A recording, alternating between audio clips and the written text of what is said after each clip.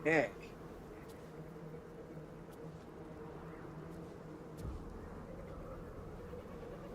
Uh,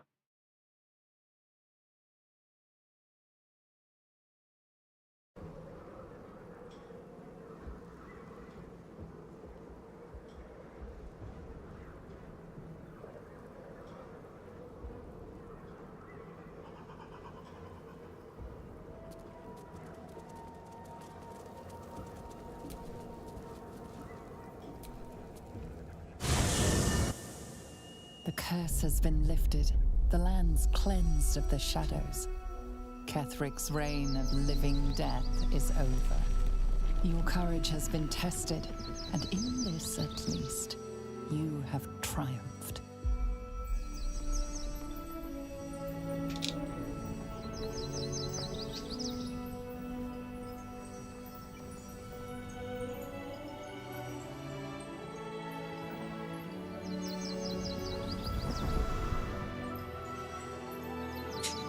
these outfits, dude.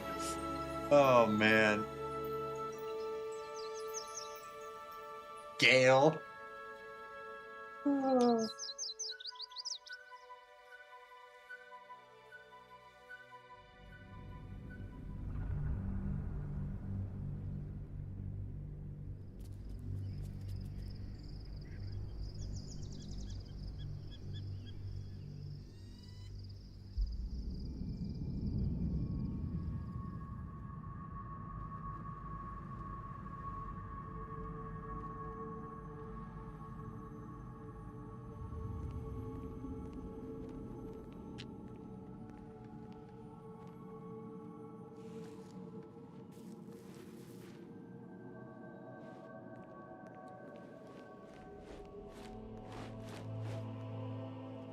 Sergeant, if you are here, I presume Wern's Rock is secure, and preparations for my inauguration are complete. No, Lord Gortash. We were interrupted. Another quake in the lower city. More severe this time. So you came cowering to my chambers? I'm flattered, Sergeant. But even I cannot command natural phenomena to cease. Forgive me, my lord, but there is panic in the streets. The people are afraid. Perhaps the people would be calm if you kept your nerve. I expect better from the Flaming Fist than to run scared from a slight tremor in the earth. Get back to your duties. Duties, duties, duties. Patrolling and saluting and following and bowing and scraping. Yes, sir. No, sir. Rip and cut your throat, sir. Your plan is falling apart, lordling. Give me a reason not to cut you to ribbons. Control yourself, Orin. We need to focus on reuniting the stones or the brain will break free. These quakes are just the start. Neither of us expected the Prism Bearers to kill Ketheric. They'll be traveling to the city. Let's make sure we give them a Baldurian welcome. My prodigal bloodkin is among them. They live. Barely. I made mince of their ugly mind matter. And if they dare return, I will strip out their offal.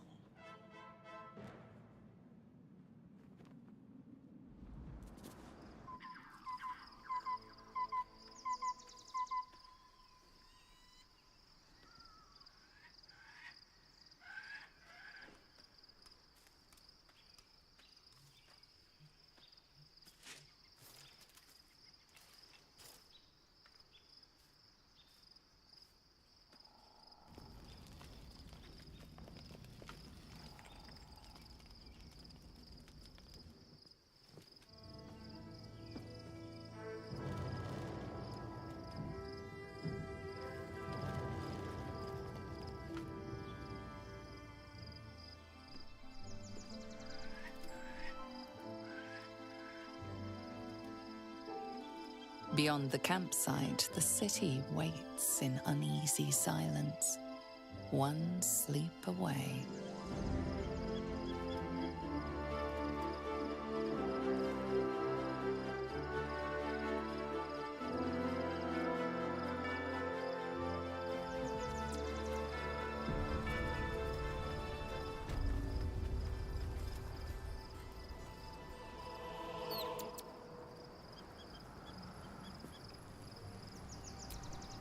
You wish to consult me? I take no pleasure in his passing. Whatever faults he may have had, Ketheric was a great leader.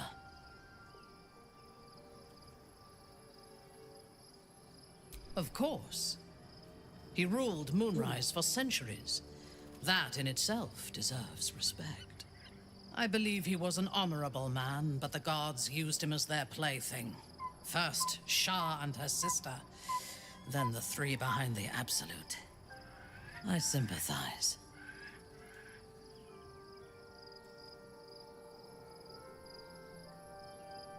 It is a sharp mind that feels sympathy for one who suffers unnecessarily, not a soft heart. I saw strength in Ketheric that had been diluted by pain, but I will never forgive him for handing me to Orin. For that, I hope Merkel hollows out his bones and lets them be dust.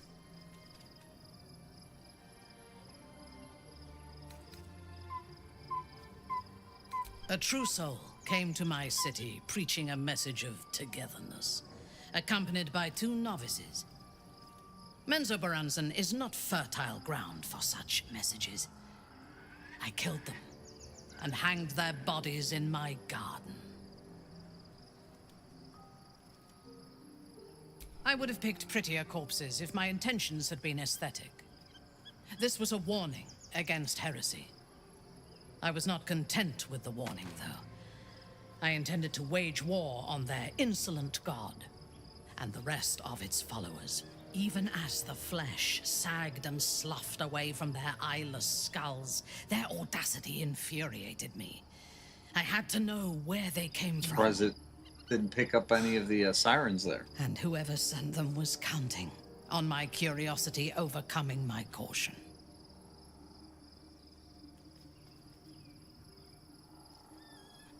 Yes. All it took was a simple act of necromancy, and the corpses told me where I needed to strike.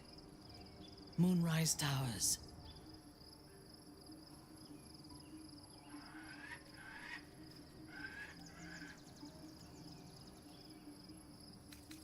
No. I was prepared for combat, but I intended to strike subtly. As it turned out, to my shame, I was defeated without even drawing my weapon. I came to Moonrise with a retinue of warriors and assassins, the best House Bainray had to offer.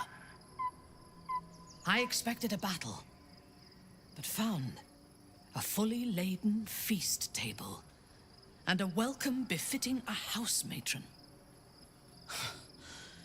Ketheric expected us, expected me, and I fell for his flattery.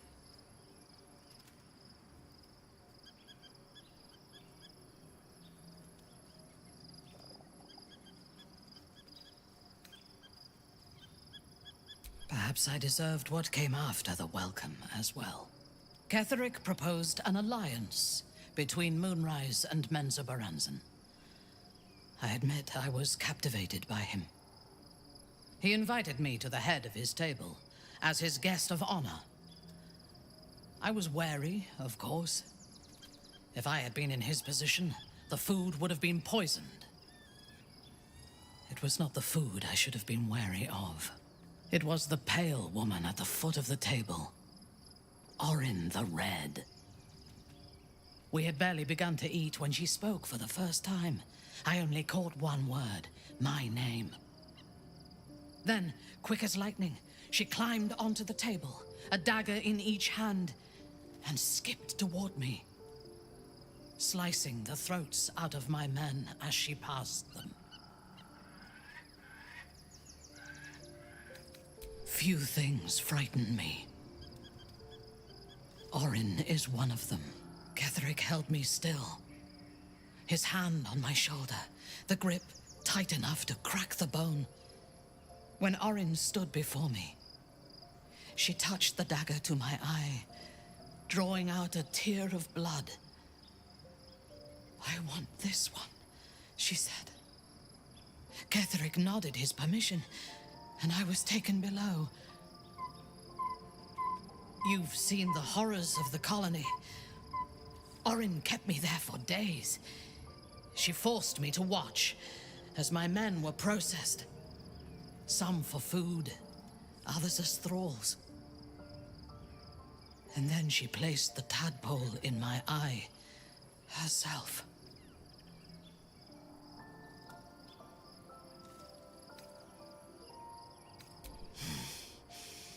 That is certain.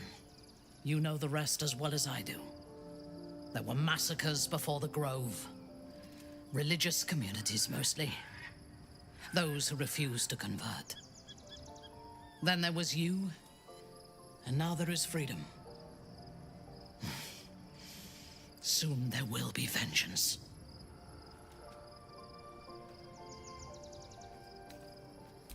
I am yours.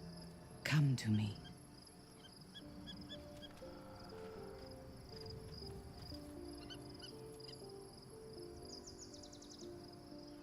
That was more of a hug. Okay.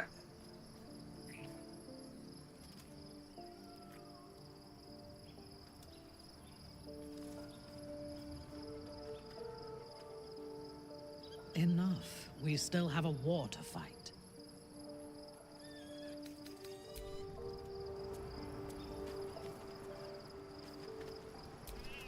Painful truths have been thrust upon Shadowheart. I believe she is strong enough to endure, but her path will be easier with our support.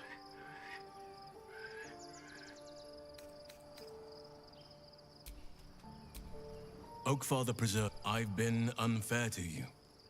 I've had unreal, but honestly, you've surpassed even those. Seems my faith was more than... What would you like to know? You're not a doppelganger, are you? Trying to study me to learn all my secrets so you can take my place? Save for me, my line perished a long time ago. They rest in High Forest now, near the shade of the grandfather tree. The Grove became my family, with Sylvanas as my teacher. And now I have you.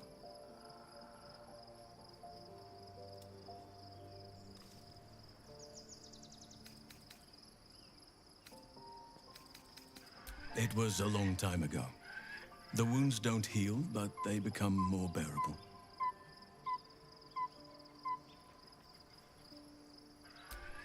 I'm 350 years old. Of course there have been lovers. Just because I love nature doesn't mean I'm betrothed to it. Though sometimes nature needs reminding.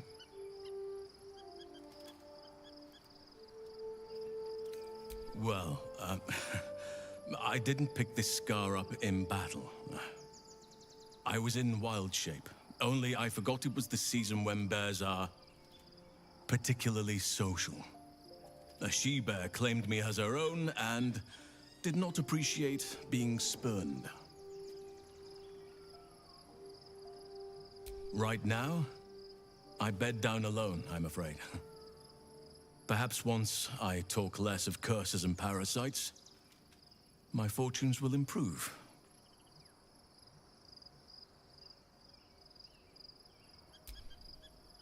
Anytime.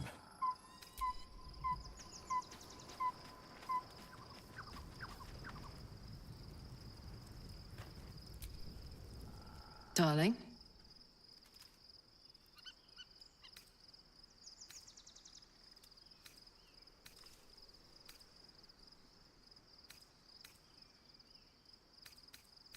He got his claws into me early. I was a wild kid, brawling my way through the city. One of my mates got wind of a bit of work guarding some indoorsy type with lots of enemies. Seemed like easy money, so I went in for it. He took one look at me and said I was perfect. I like that. Not like that, you know. Just... it felt like a good fit. I kept him safe and he paid me well. Well enough to move into a better neighborhood and put something away for the future. My future. I respected him, trusted him. And he returned that trust, that respect. His life was in my hands, and I took that seriously. The whole thing with Zariel happened so fast. I had no idea what had gone down until it was over. One minute I was in Baldur's Gate, a happy, healthy, not quite kid. The next, I was burning up in Avernus with an engine for a heart. Zariel laughed. Said she paid him well for my services. She'd wanted to test her new machine, and he said I'd be able to handle it. He was right. Sometimes I wish he weren't. Evil, evil bastard.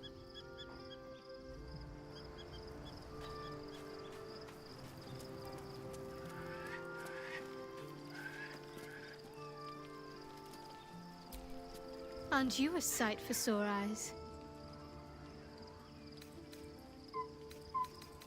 Of course. Well, don't stand in ceremony. Come here.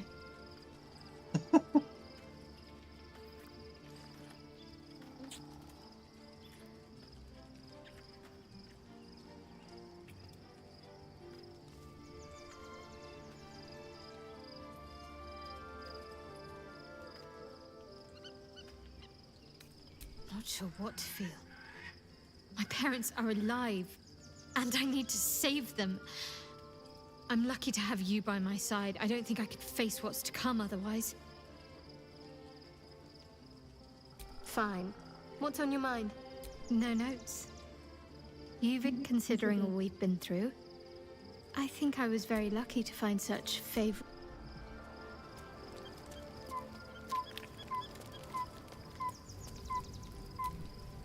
How can I assist?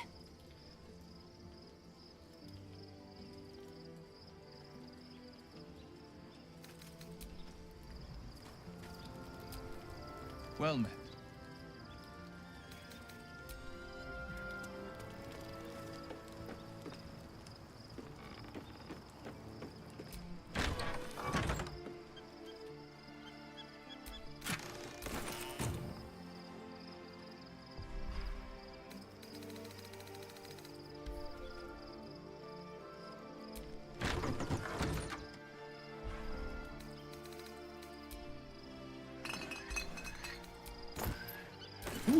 Nice.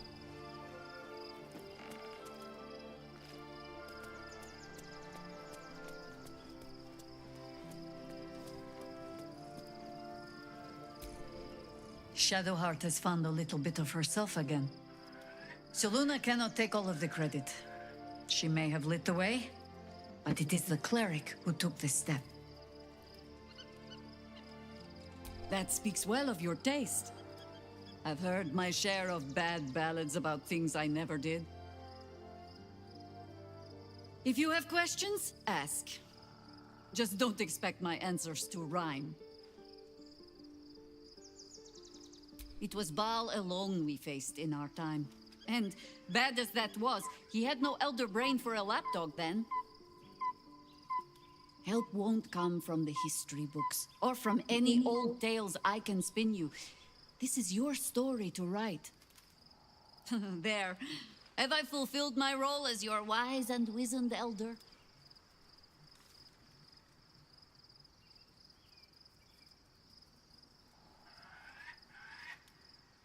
Don't tell me which. Against all life experience, I will choose to assume the best. Ask it. More than I would like. In my youth, I was a brief and very much unwilling member of a colony's hive mind. I felt the way they think, saw the world as they do. Foul, unnatural creatures who find the foulness in us and twist it to their will. But then, who am I speaking to? You have far more experience than I.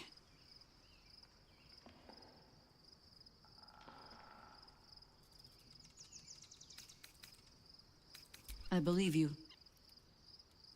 You remind me of another I knew, marked by forces beyond their control. The gods can grant power or strip it away, but so long as your will remains, You have the only weapon you need.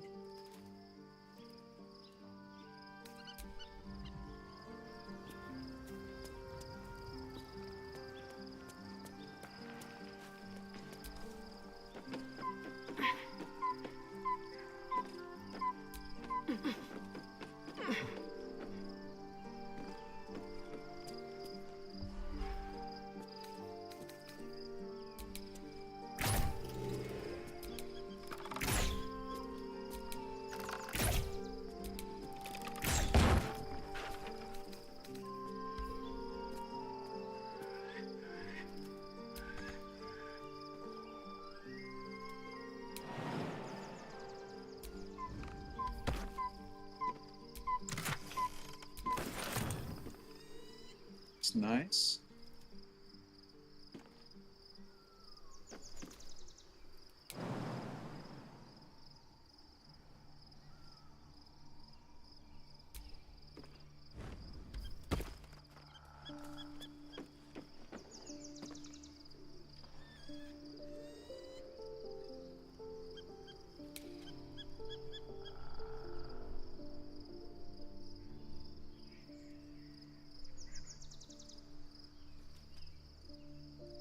I think that's the Gur camp.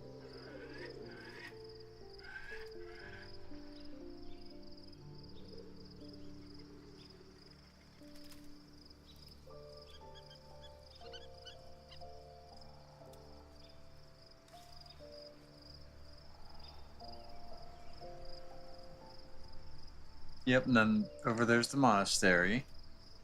Over ahead of where I'm pointing, that would be the festival. Yeah, stuff seems to add up.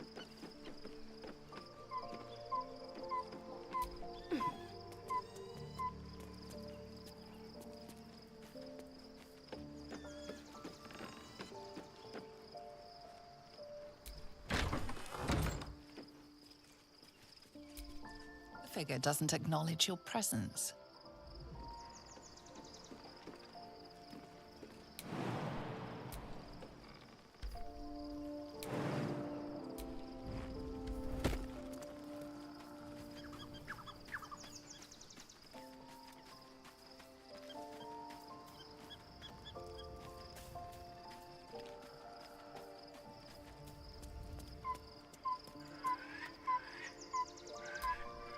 Thy will, dost thou require a new ally?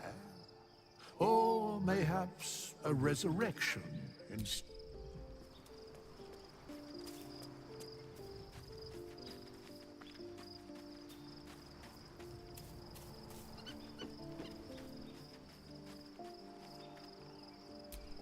You smell very delicious, but I will not bite. Nice here.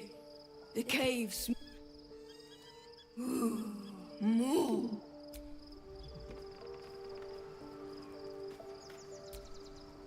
Anything I can do for you, consider it most enthusiastically done.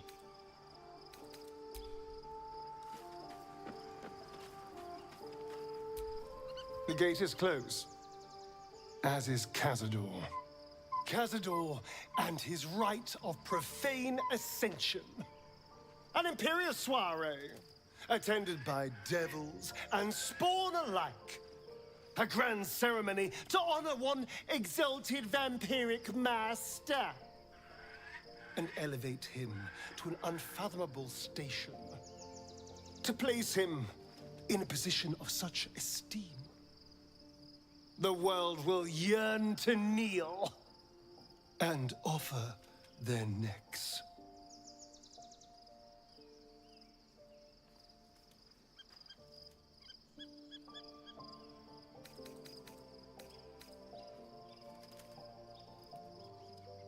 We will kill him, but there's more to it. Think about it.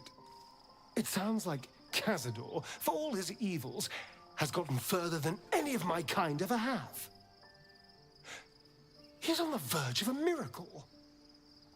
If the time comes and I can stay one move ahead of him, I'll take his place before his blood can hit the floor.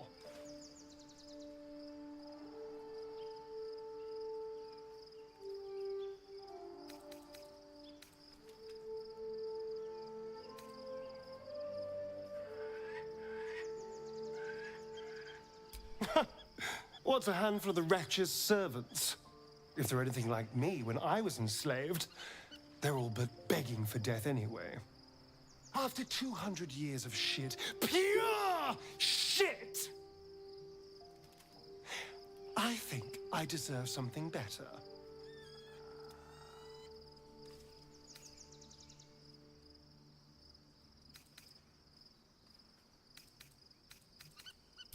All I'm saying is, let's be clever about it. If an opportunity arises for me to become a more magnificent bastard than I already am, why turn it down? Let's find out more about the ritual before we waltz into Cazador's front door. If we track down my old comrades, the other spawn, we may discover more and be finely positioned for yours truly to ascend.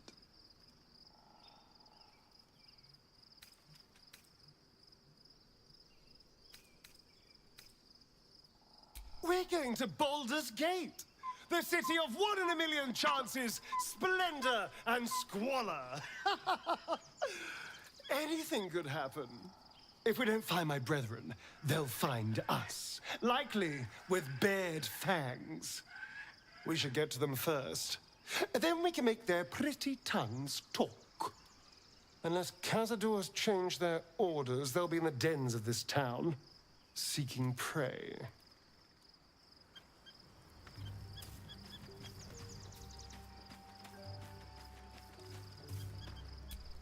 Looking forward to a bit of rest, if I'm honest.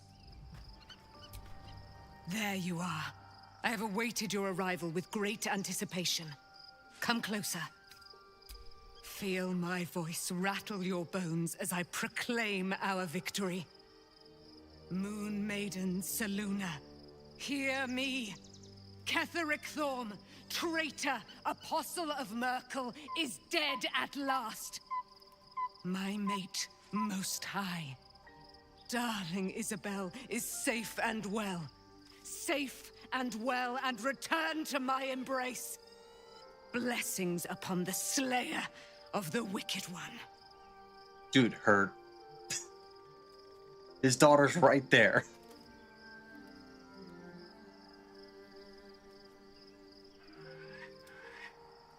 We are a powerful party indeed. Faerun itself trembles at our touch. My darling Isabel says we will stay allied at your side.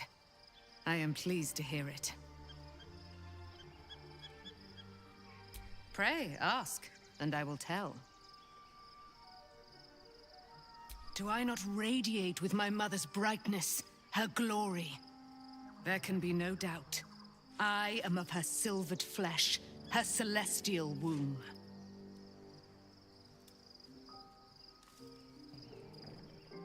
Why, she already has. She has brought her sword to your side, Dame Aelin. So mighty are her wonders, her great wisdom. Together, we will set this fair land free of tyranny and murder.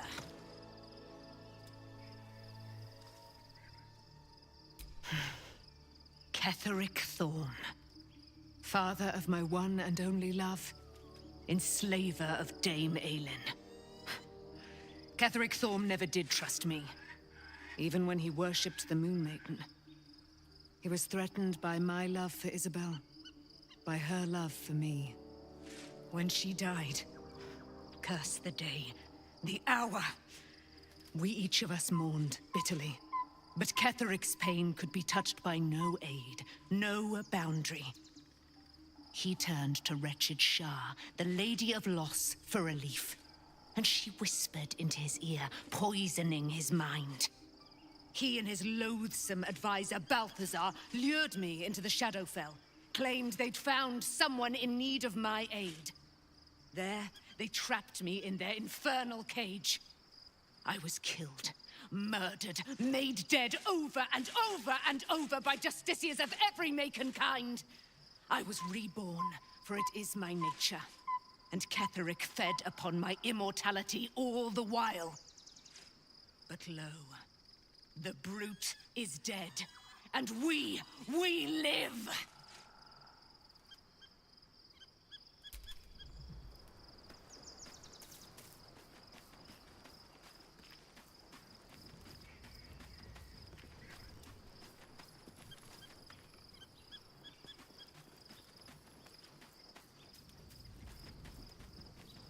Head over. Yes. The events of the last days weigh heavily upon you. Sleep's rest is slow to come to one whose mind is so full. The Absolute is not a god, but an elder brain controlled by the chosen of the Dead Three. They mean to use it to take control of the Sword Coast. All who carry the tadpole are governed by the brain, and by extension the chosen. It will take but one order to transform them into an army of mind flayers. This would have been your fate too, were it not for the astral prison and the mysterious visitor inside of it. With her help, you have uncovered the cult for what it really is. A plan of conquest orchestrated by the gods of death themselves. Together, you have the power to thwart the Dead Three. If you follow this path to its end, the Elder Brain will not answer to the Chosen. It will answer to you. And what then? You are prone to impulses as uncontrollable as the gods themselves. Will you even have a say in what you do?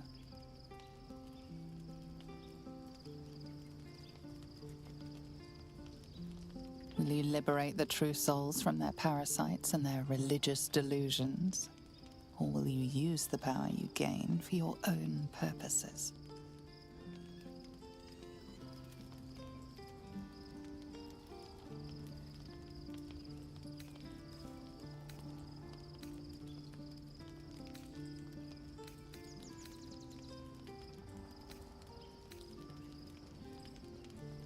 Even as you utter the words to yourself, you know it is but an intention. And these dark desires of yours have little regard for your intentions. You will not have long to wait. All you need to do now is sleep. But sleep is not for you. Hear me. Gather. The reckoning is upon us. The city thirsts for domination. March. Join.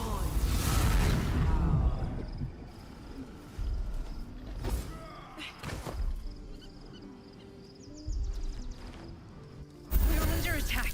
Help me.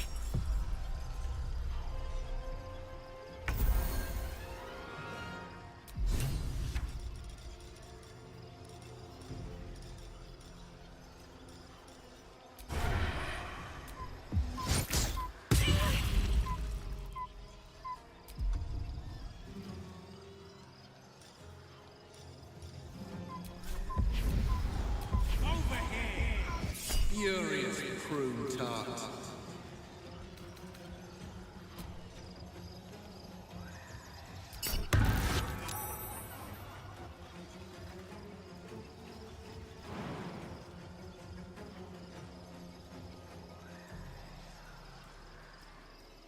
No time to waste. Time to strike.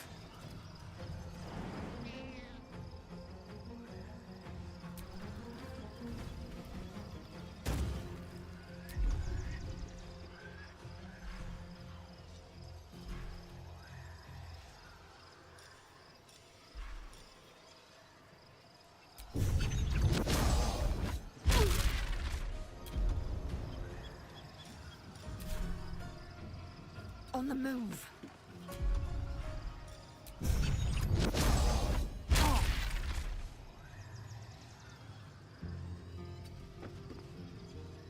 Unleash me!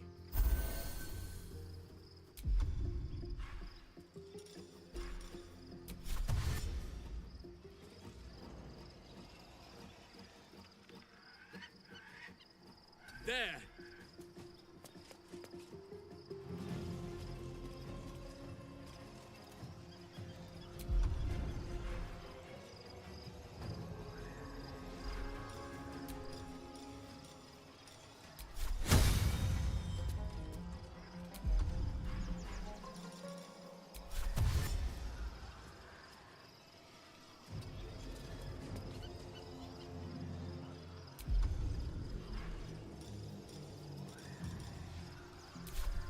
tale for the ages.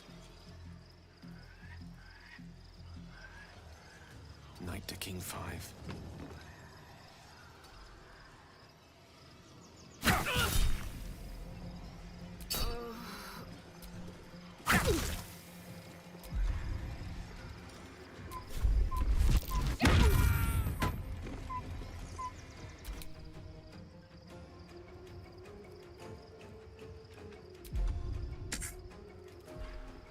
Well, I'm not going to get very far here. Wonder if the gods are watching me.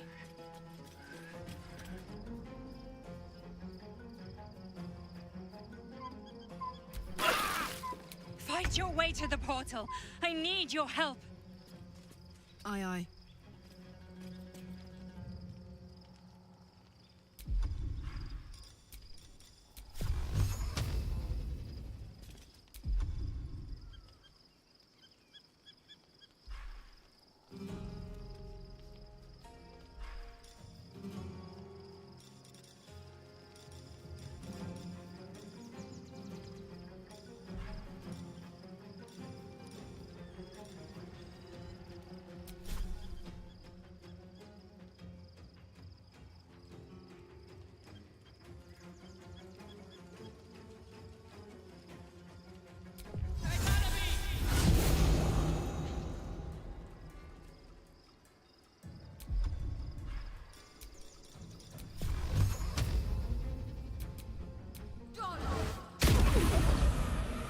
Behold, the dance of death. These boots have seen everything.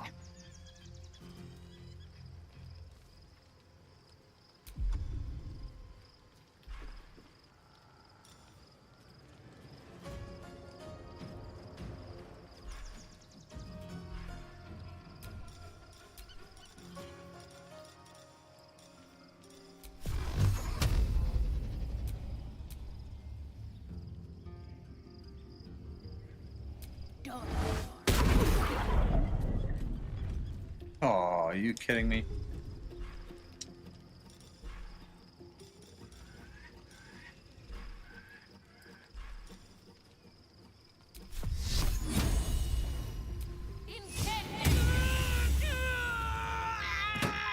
Got to concentrate.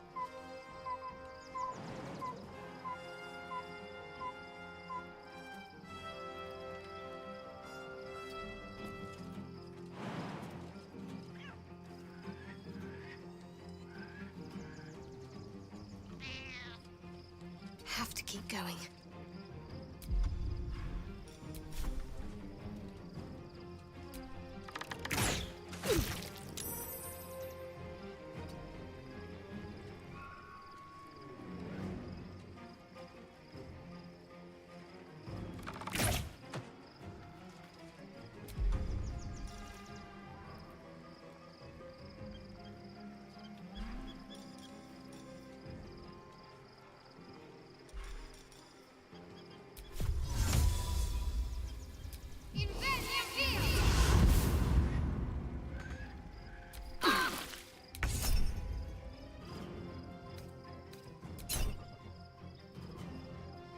Let's go.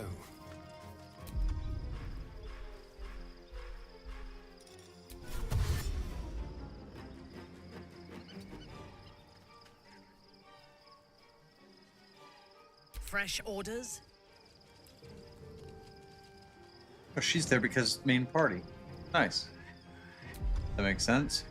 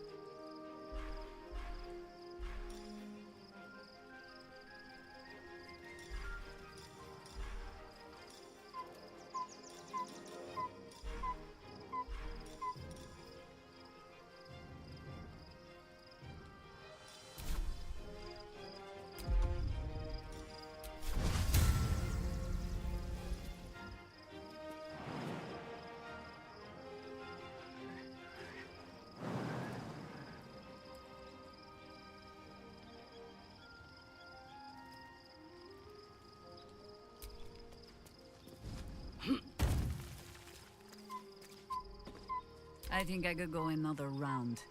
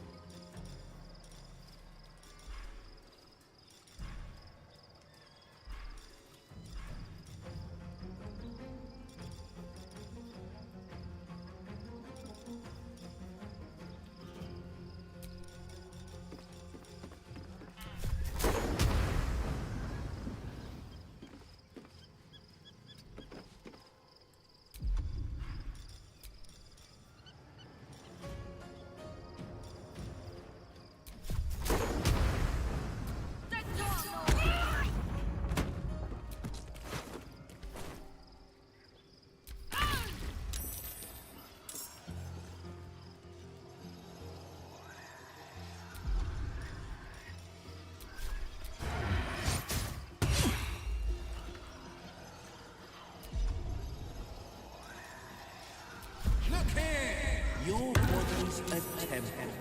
To an idiot, God.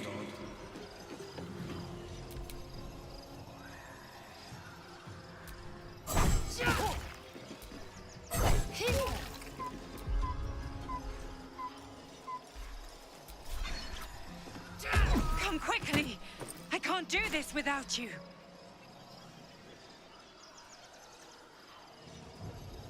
My path be true. Let our enemies' corpses nourish the ground.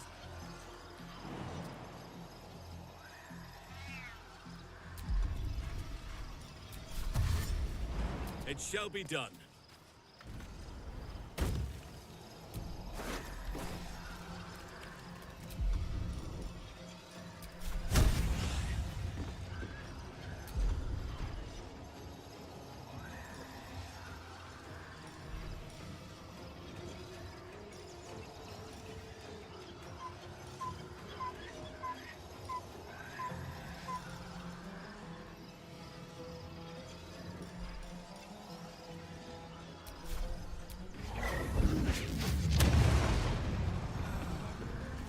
Swords meet sorcery.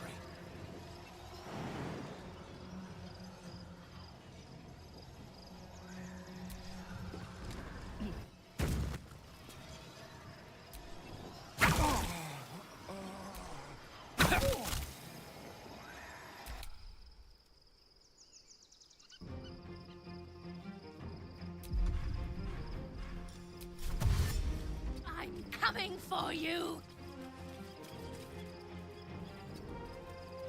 I'm heating up.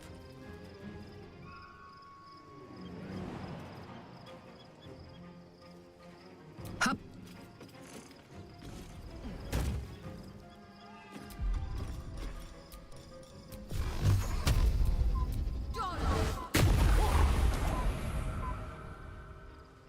No choice but to keep going.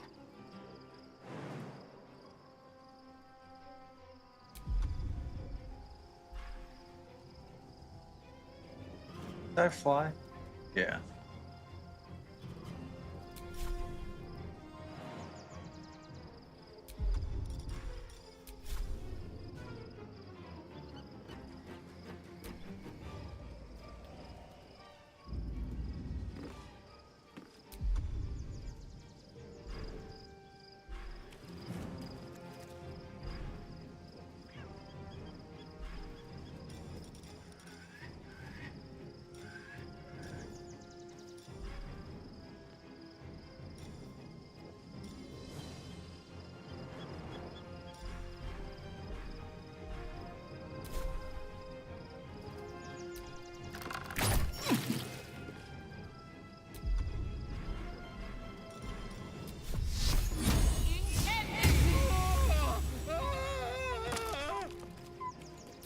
give up.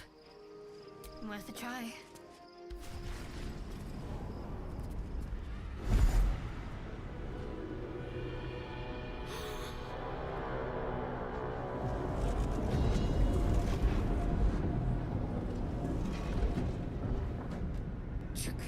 That orb is about to erupt!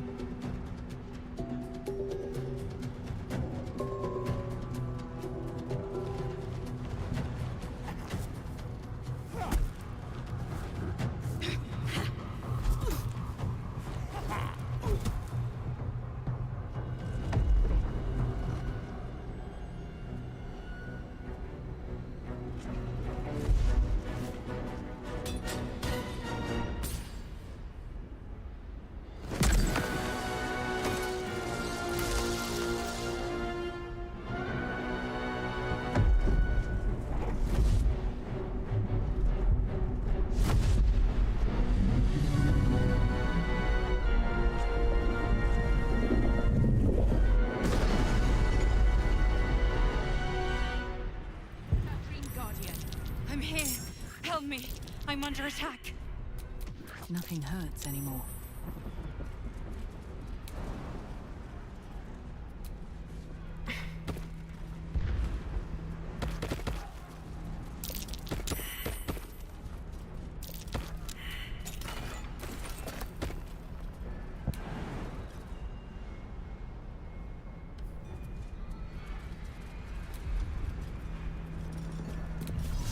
Good morning ritual real quick. Hurry! I can't hold them back alone.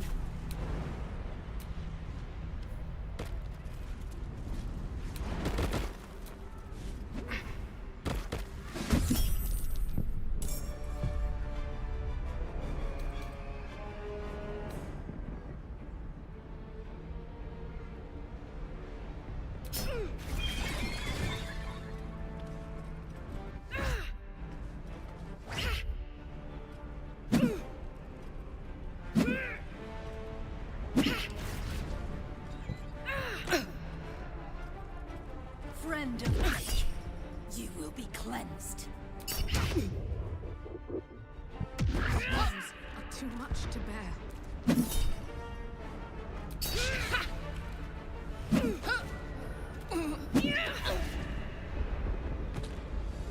Dude!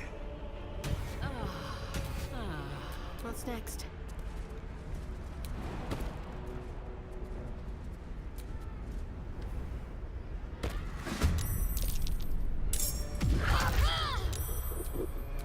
What now?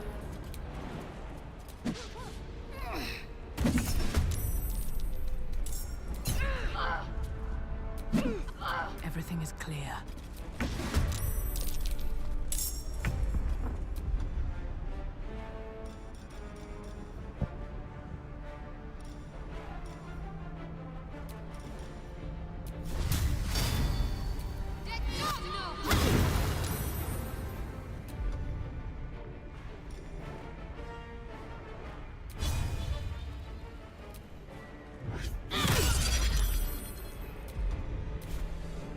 Victory is assured.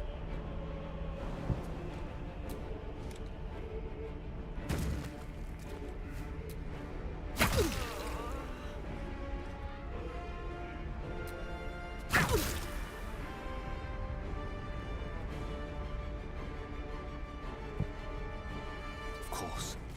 Blood comes easy these days.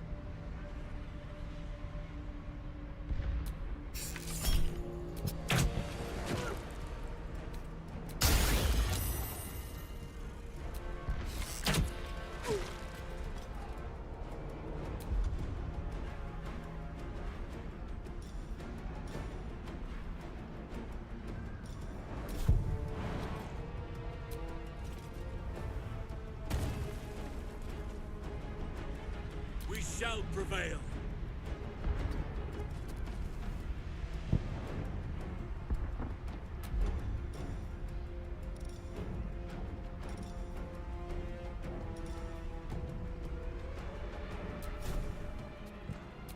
Ooh, those aren't that good.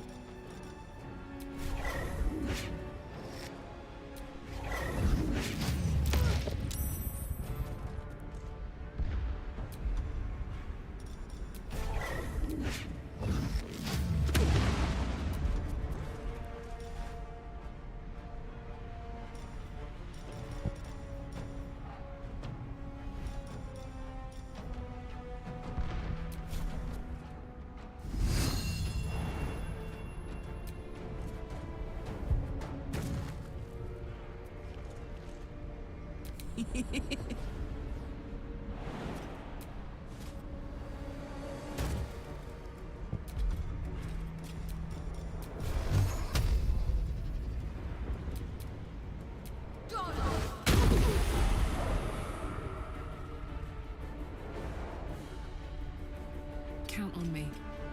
Forever dauntless.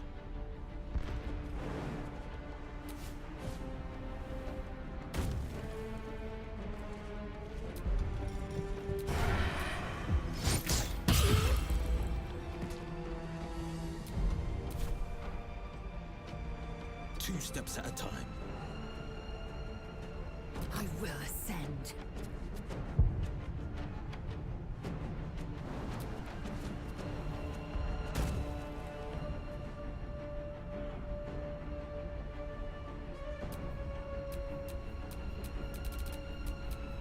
Let me strike.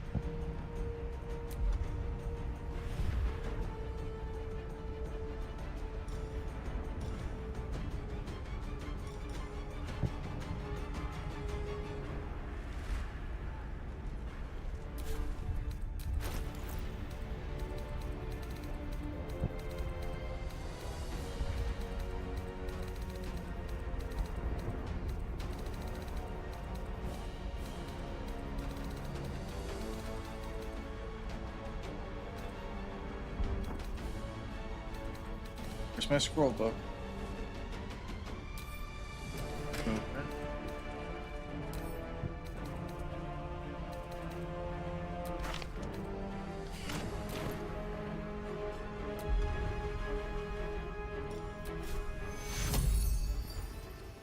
Take Hero. Fading fast.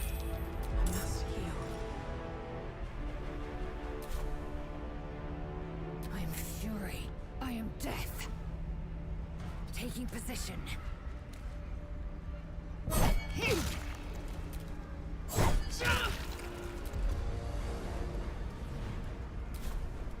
Time to kill.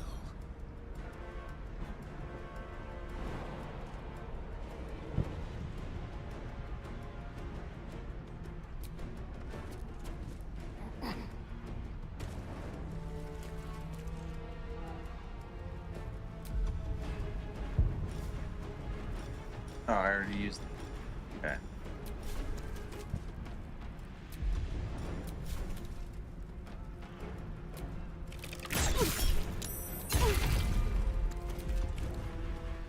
Your command. Onward.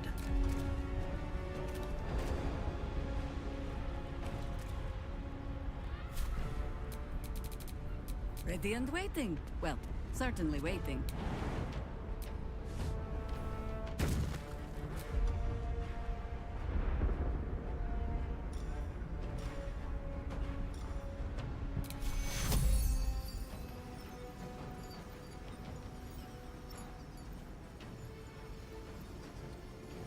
Do not count as an ally.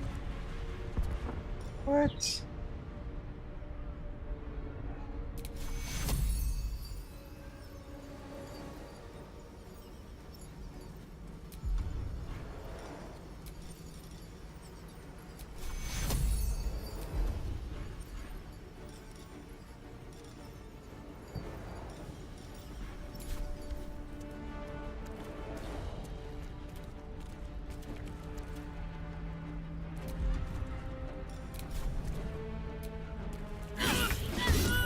It's not over. Come to the skull.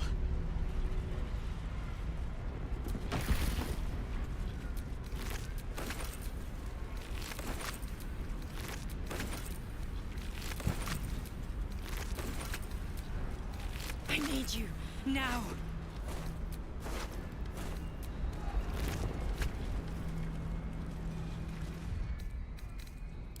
Welcome, rest. No hesitation.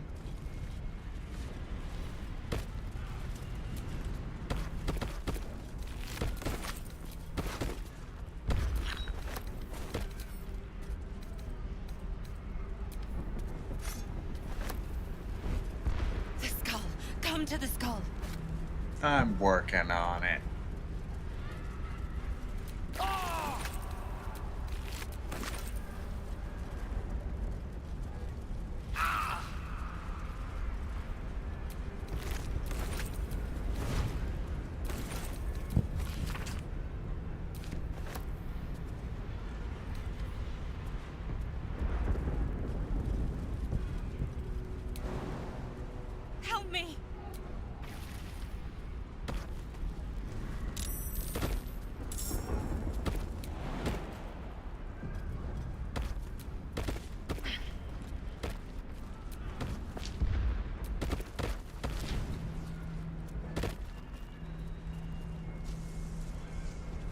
everyone? It's not over. Come to the skull.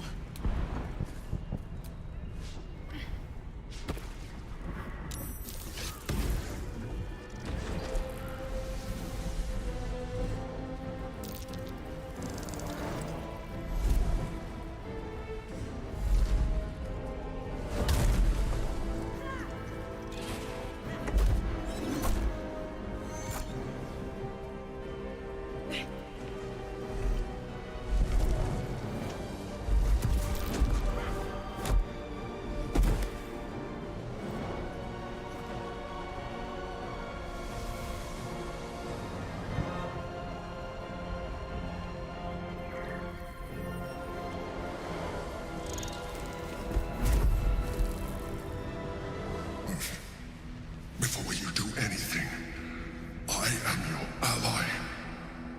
We are in danger. The Githyanki is the source of our protection against the Absolute. I must subdue him, or everything we've worked towards is lost. Don't let my form deceive you. I am the one that's been protecting you.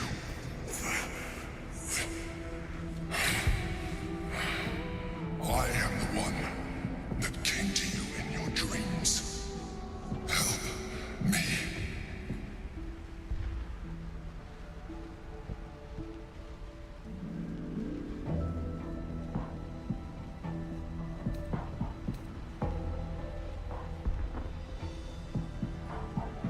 You saved a child from a viper back in the Druid's Grove.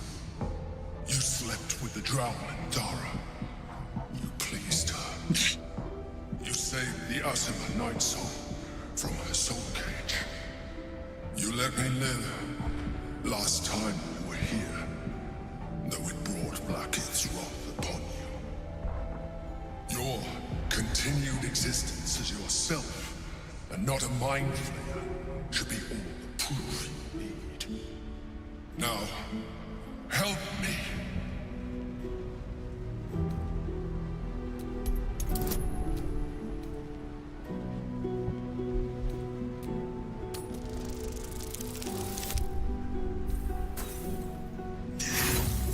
Oh, come on.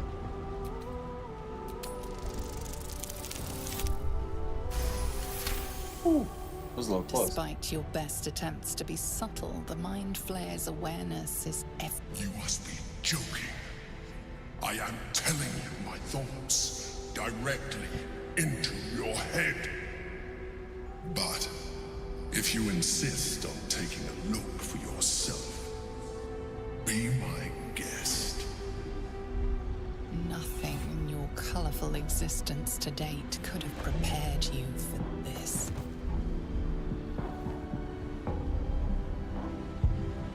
As the horror subsides, you are left with only one coherent thought.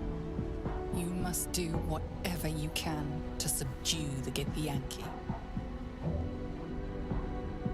Happy? Now, join me. Fight. Together, Did you just we use can turn dominate or charm or something?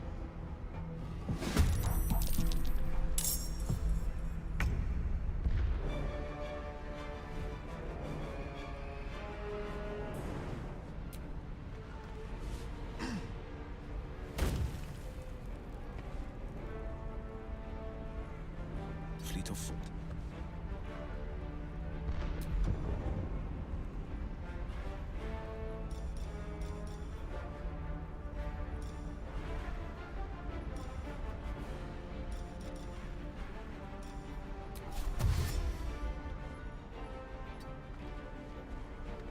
I will ascend.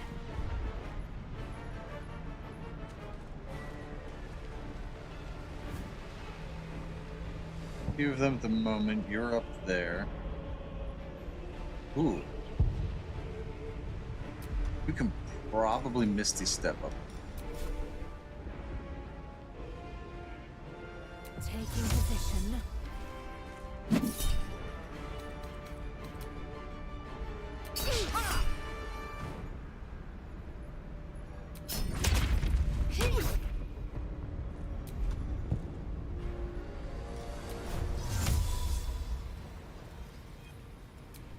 Via.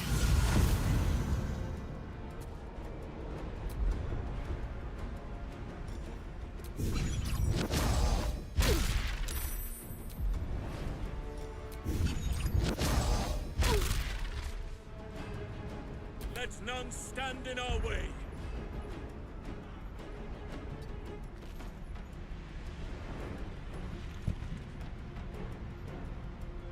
Holy crap, your health.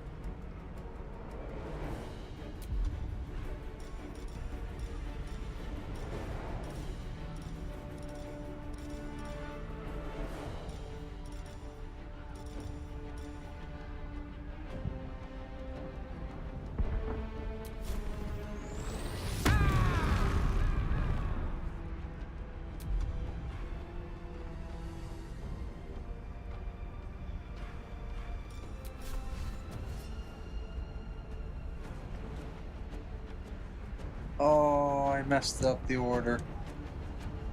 I won't give in.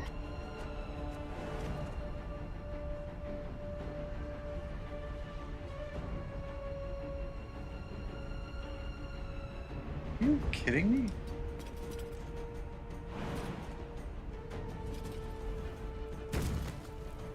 Need to find a way forward.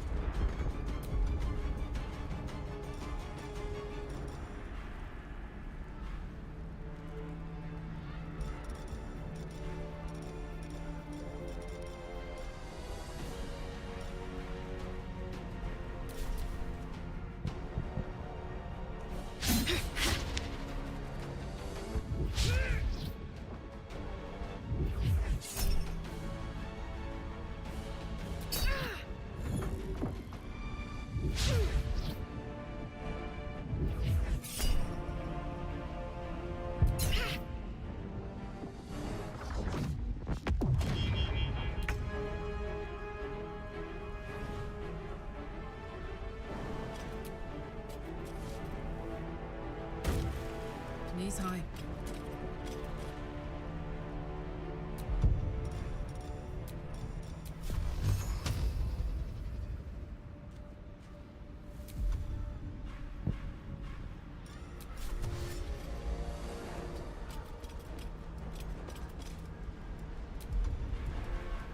Well, so much for peace.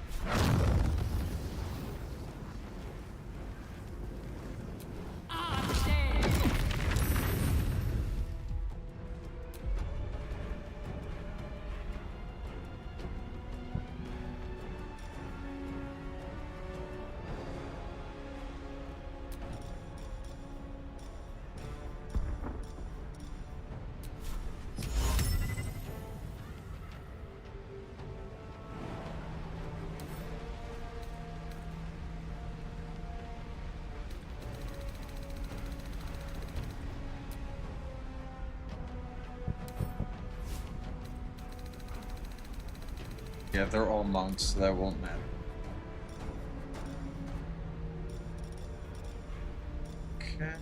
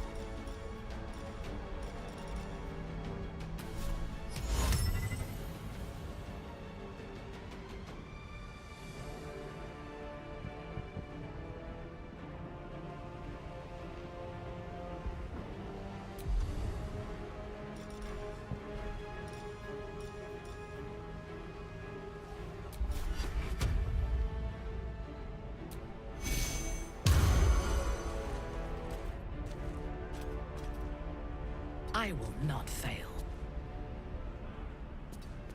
Talk to me.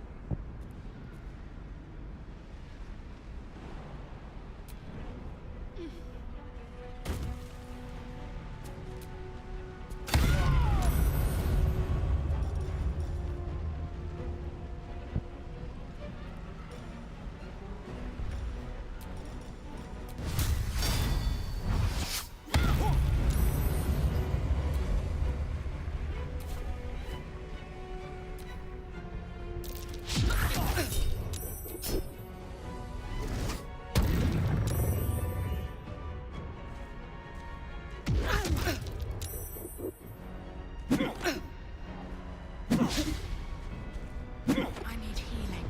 I won't allow this. You are dead. Got it?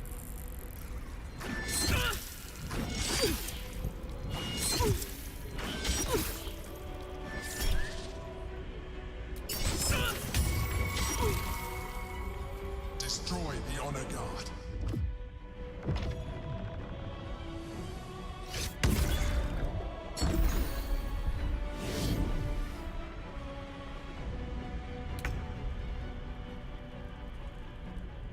Jahir is up here too? Oh my goodness.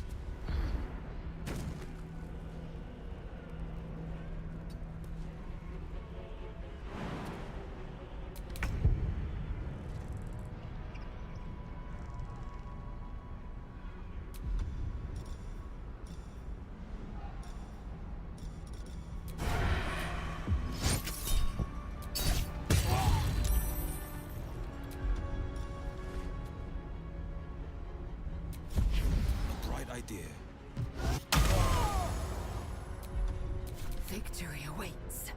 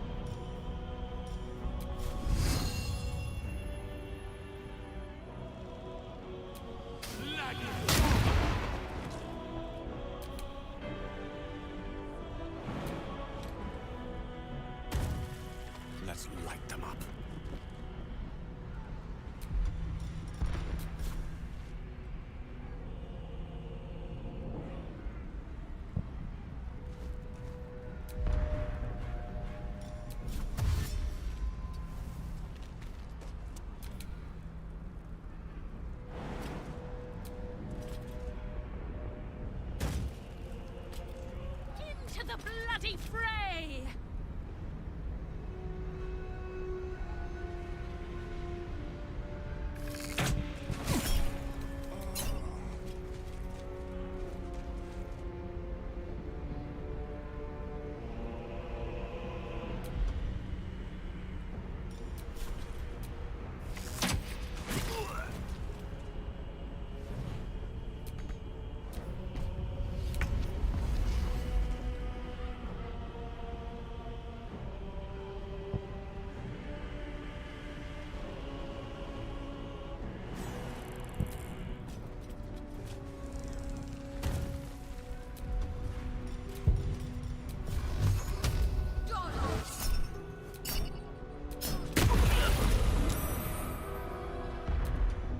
Another fight.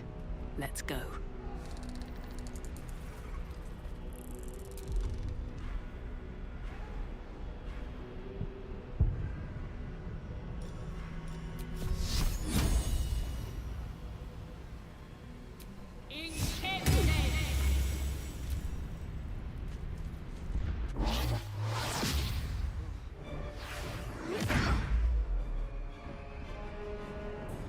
That was half my health.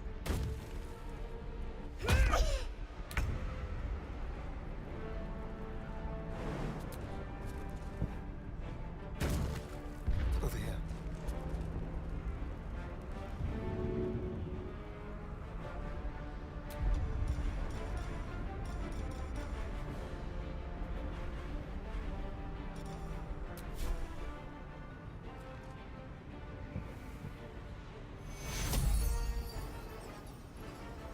It's not that pressing.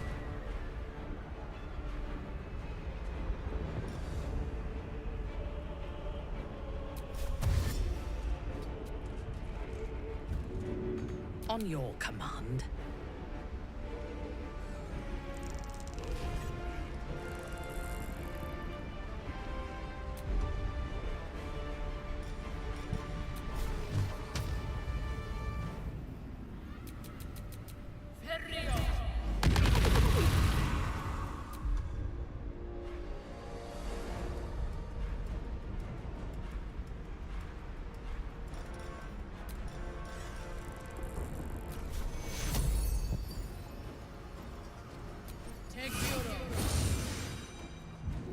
Let's finish this.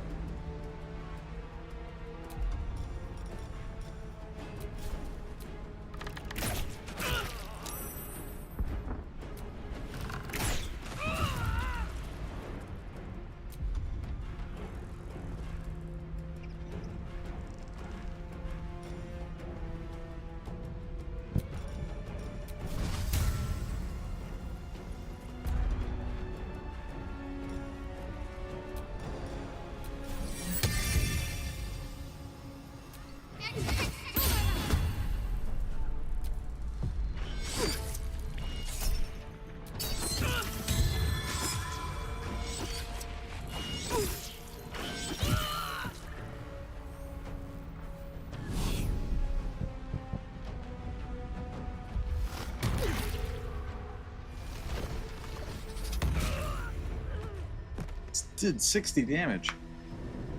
Holy crap.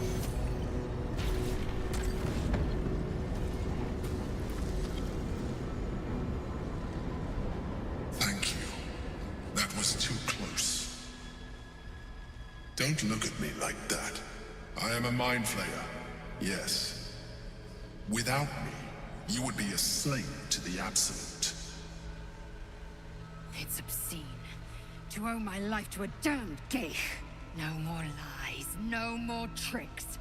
I will have answers!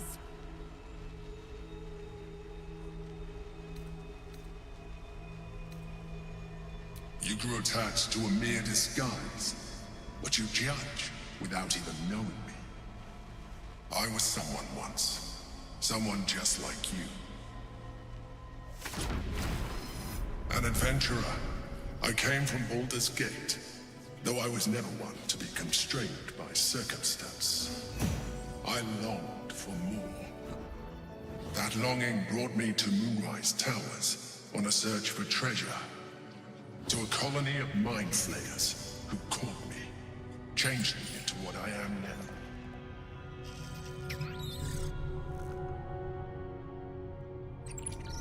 For years, I served the Elder Brain, the one you know as the Absolute. I was a thrall like any other, but I was fortunate. I broke free and started a new life in my old city. I sustained myself on criminals, unglamorous, but there are plenty of them, rarely missed, and they fueled me while I did my work. I had the good fortune to meet Duke Stelmane. We formed a partnership, and through her, I became the governing force behind the Knights of the Shield, the largest mercantile operation in Baldur's Gate. People referred to me as the Emperor. Such was my influence, though of course they had no idea what I really was. My needs were sated.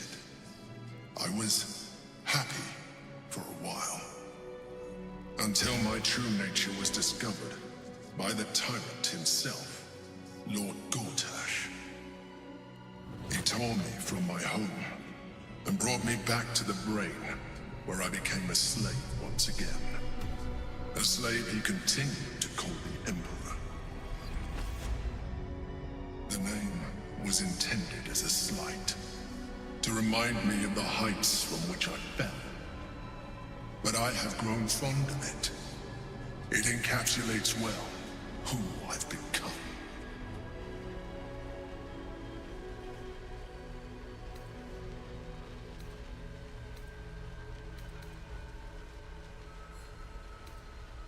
Prince Orpheus, son of the first leader of the Githyanki. Orpheus?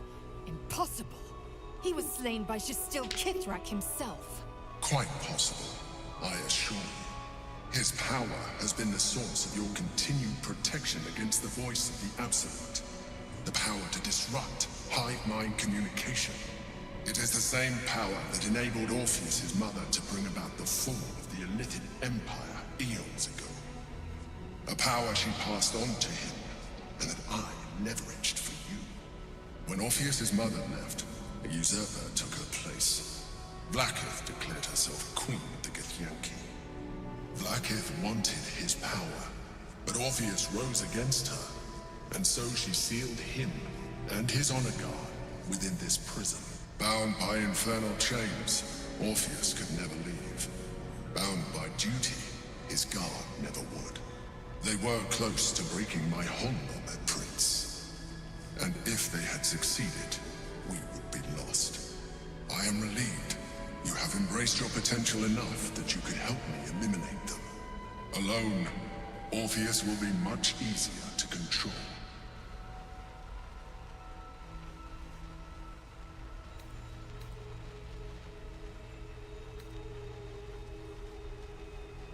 Most certainly Orpheus. He is a threat to her reign. Some Githyanki still revere him in defiance of their teachings.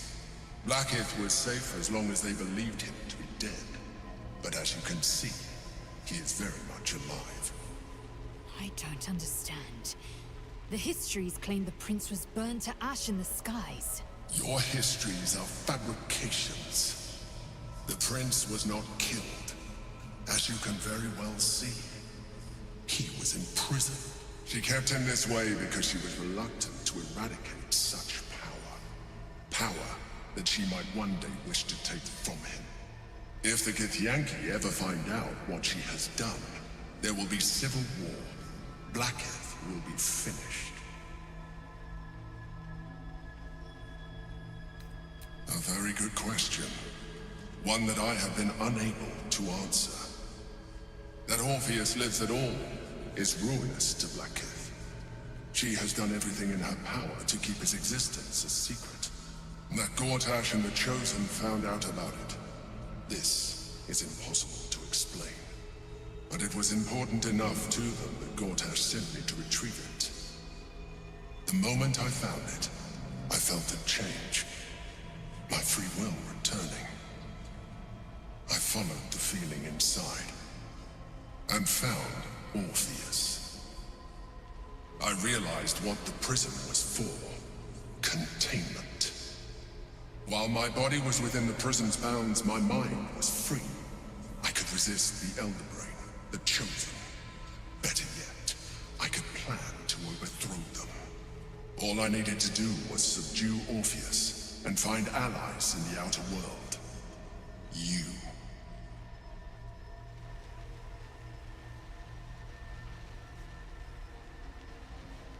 That would be a terrible idea. The moment he is free, he will attack you. Your only defense would be to kill him, and in so doing, he would doom us both. Even though he is subdued, you feel Orpheus's revulsion, a pulsing hatred that cannot be contained. The Emperor is telling the truth. To him, you are just another wretched illithid. You carry a tadpole. As far as Orpheus is concerned, you are already a Lithid, a sworn enemy, just like me.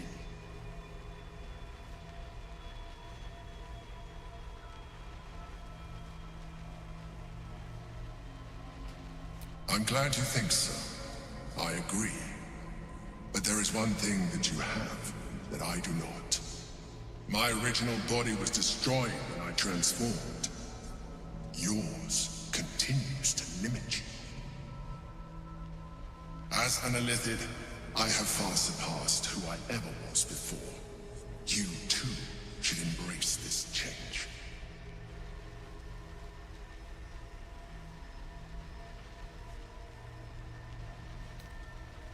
I believe we'll have a better chance of defeating the Elder Brain if you embrace your latent Illithid potential. I've been studying you for a while now. I believe I can trigger the next stage of your tadpole's life cycle, while continuing to preserve your independence. You have seen what I can do. Imagine yourself with the same strength, the same intelligence, the same devastating beauty. If you let me, I can evolve you.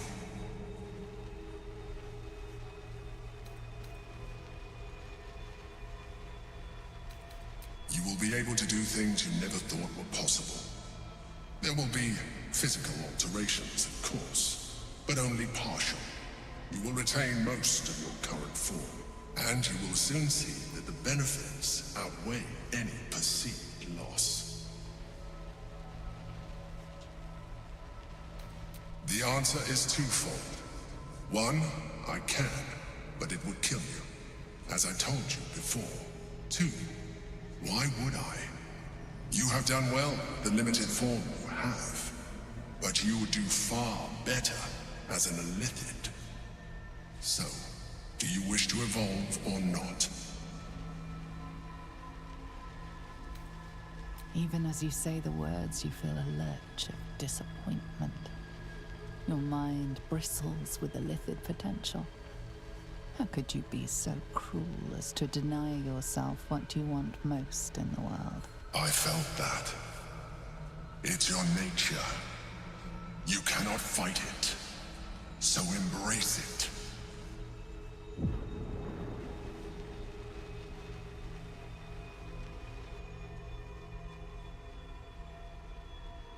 It wants to evolve, but it cannot do so alone.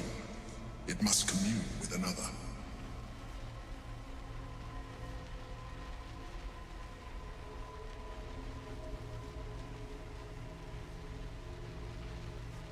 A tadpole, nurtured by the psionic energy of the astral plane, cocooned here for millennia. It has become extraordinary.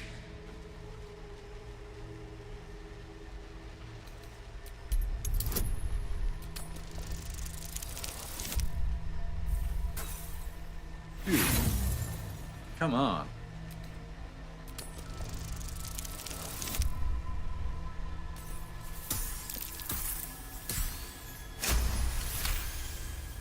The tadpole screams for growth with painful intensity. It has been starved of life, of purpose. It welcomes your probing like a void waiting to be filled. If you let it, it will evolve you, just as the Emperor said.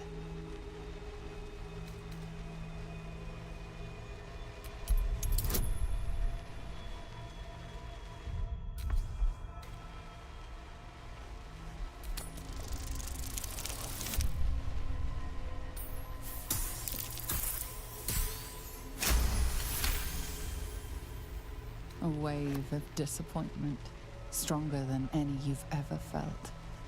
And then stillness. You've resisted your illithid instincts. For now. You are not ready yet. Keep hold of it then, until you are. It has enough vitality to further your evolution, and your allies. Perhaps you will be more inclined to try it when you see more of what our enemy can do. But we mustn't lose focus. We need to resume our journey. You heard the Chosen. The brain has gone to the city, and the army marches to follow. We must not let them reach it. We must find the brain, and bring it under our control.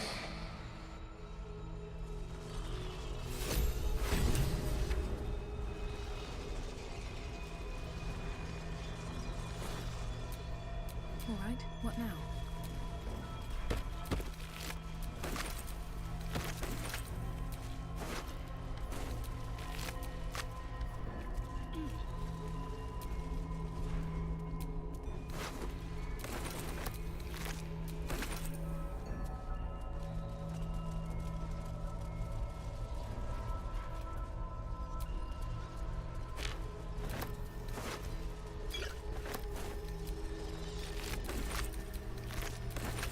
Something good here, I hope.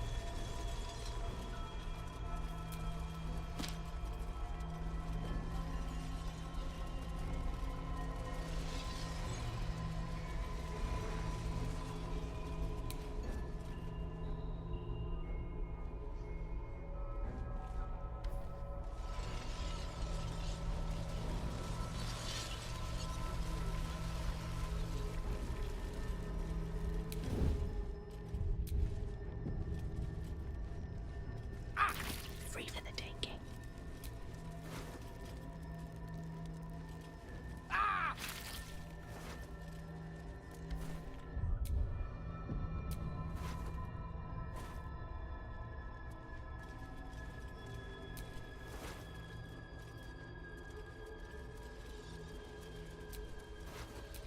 I can take what I please.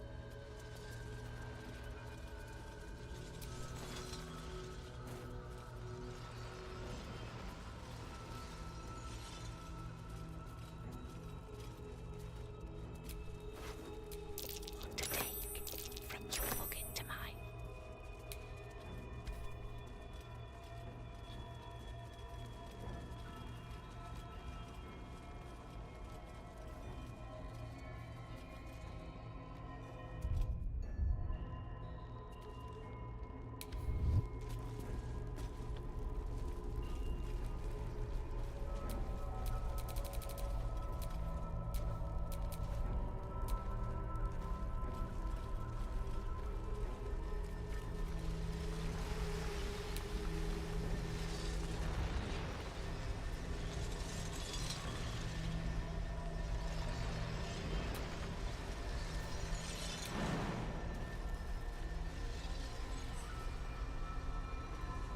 Good idea, I think.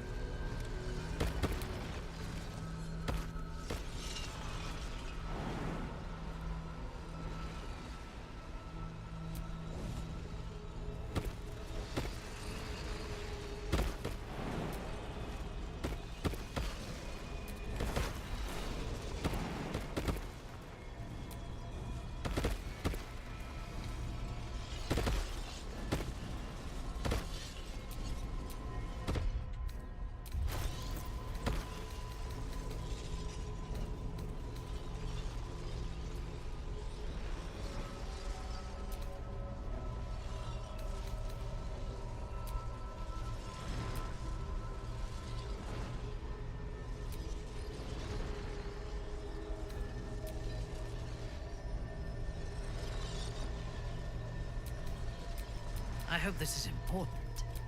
For your sake.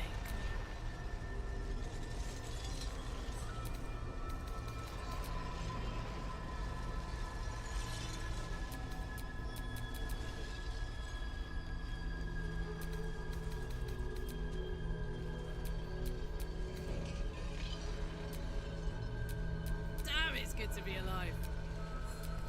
Don't touch me. Eager for battle. Seek and you shall find me. Oak Father, watch over your servant. The work is never done.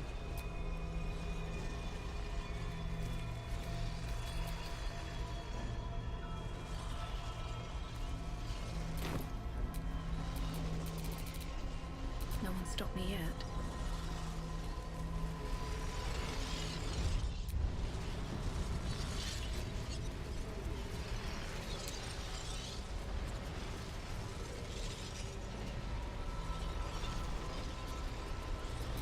The orb hums with cerebral magic, permeable, but impenetrable. Within it, the Githyanki prince is as silent as a corpse, but for the murmur of his powers being siphoned away.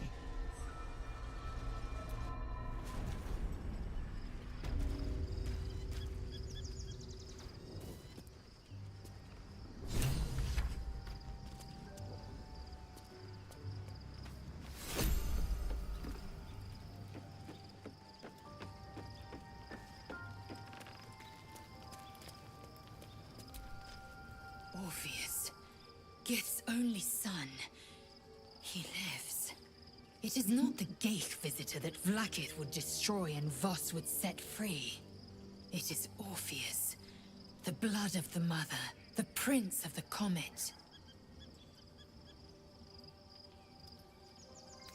Listen close. The Emperor spoke only in half-truths. For you to know the tale of Orpheus, you must know the tale of Gith and of Vlaakith. Long ago, when we rose up against our Geich slavers, Mother Gith made for the Hells to secure an alliance with the Archdevil Tiamat. Tiamat gifted the Githyanki our red dragons. Gith remained in the Hells, and Tiamat's envoy proclaimed Vlaakith our ruler. The first Vlaakith of many. It is Vlaakith 157 whom my people now call Queen. Yes. Our current queen has claimed undeath and reigned for 1,000 years. But it was the first whom Orpheus tried to slay. Orpheus is Gith's only son. He led his mother's own honor guard in a coup against Vlaakith I. It was Kithrak Voss himself who slayed the prince in vicious battle. Or so the Varshas teach us. Yet the Prince of the Comet's been with us, subdued by that repugnant Illithid. Should Orpheus go free, he would tear Vlaakith's empire to pieces and build new glory from the scraps.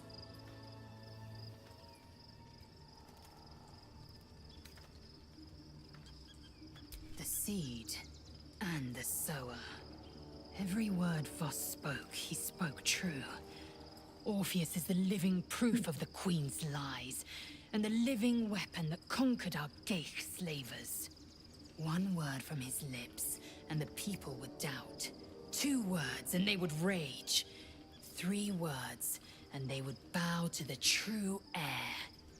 If the Githyanki are to be free, the Prince of the Comet must lead the way.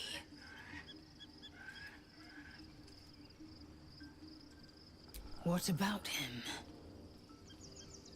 The historical slates describe Orpheus as a fearsome, terrible creature, powerful beyond measure, and enthralled by the Geich.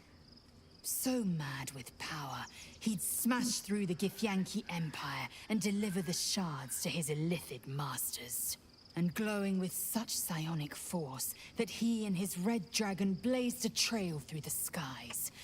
A lethal comet careening towards my people. Lies, of course.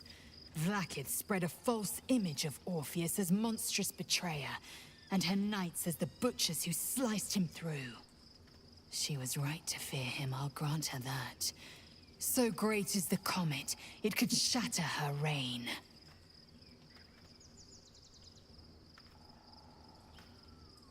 The Emperor may be loathsome, but it's right. Orpheus can disrupt a gay hive mind. A talent like that makes the Prince a powerful shield and a powerful weapon. Why destroy a weapon like that, when you can contain it in a relic and keep it for yourself?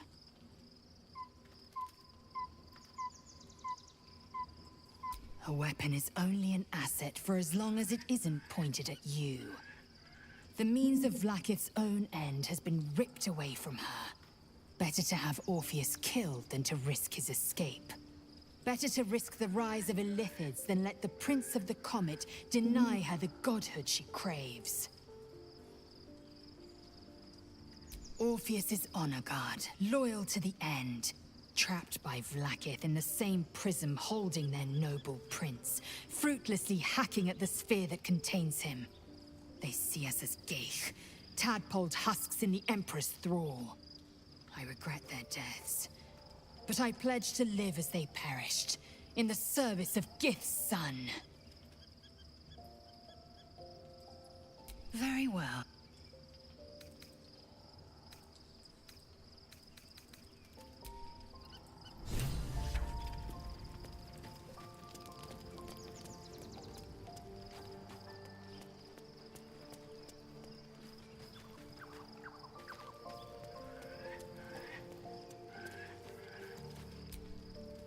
So, there's been a mind flayer inside the artifact, or astral prism, the whole time we've had it. Sounds like utter madness, even though I've seen it with my own eyes. The more I learn, the less I understand just why I was sent to retrieve that thing. But it matters little now. I do not serve Shah anymore, nor the Mother Superior. The prism is no longer my mission. Saving my parents is. But I digress. Did you want something?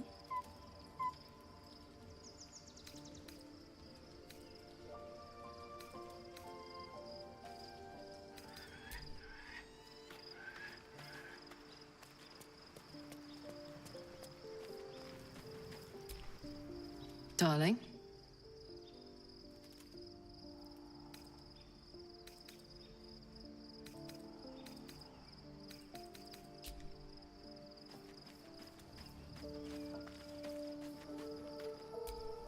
Unnerving though it is, if we are to face an Elder Brain, we could have no better ally than an Illithid. The Emperor is the reason we have made it this far. And if the Gith Prince's suffering is the price of our survival, so be it. We will need every advantage to survive the battles that are to come. And my Illithid parasite has already shown its worth. If this superior tadpole is capable of unlocking my mind's full potential, it is a tempting proposition. I am surprised you have not drawn on its power yourself. As you should. When I am stronger, we are stronger. I was the Absolute's dagger. I remember every throat that it held me to, and every drop of blood it forced me to spill. I take no responsibility for the lives I took. I did nothing in the Absolute's name. I was merely a weapon that it wielded.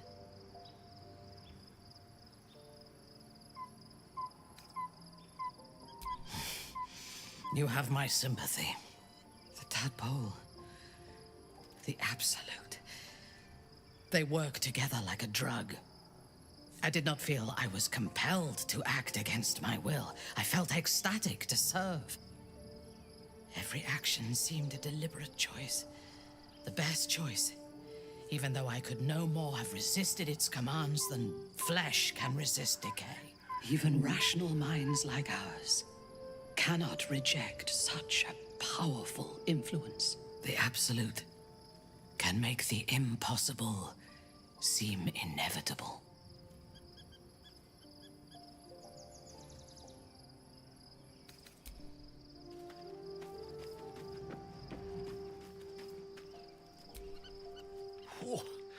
Quite the rug pull, eh? A mind flayer manipulating us this whole time. Such creatures are not to be trusted as a general rule, though this one does appear to have had a significant hand in our survival up to this point. At best, an ally whose motivations remain shrouded in deceit. We should be wary of what such an alliance may cost us.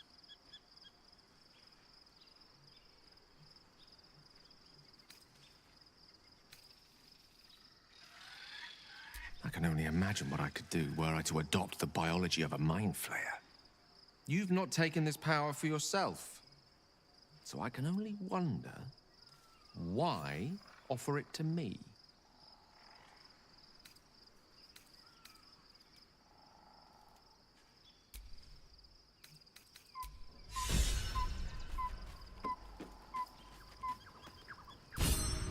So, we owe our lack of tentacles to one of the very creatures that kidnapped us. And now it's offering us power if we're willing to evolve.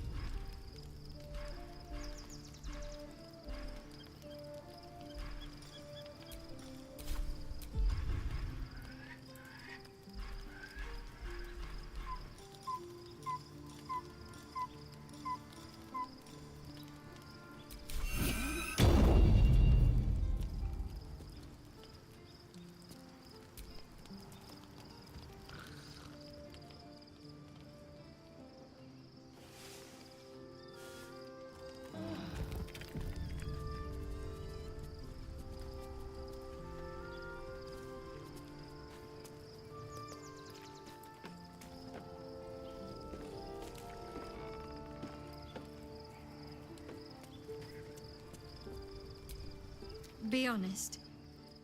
What do you think of the new look? Well, I'm glad someone does. Perhaps I'll get used to it. I have a lot to get used to right now.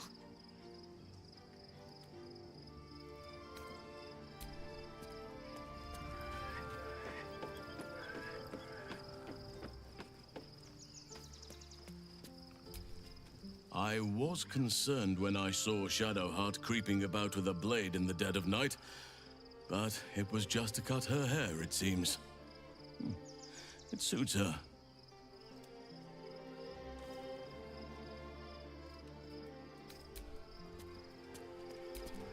Shadowheart walks a little freer of the shadows. She could shave her skull and paint it purple. It would still suit her. Ask it.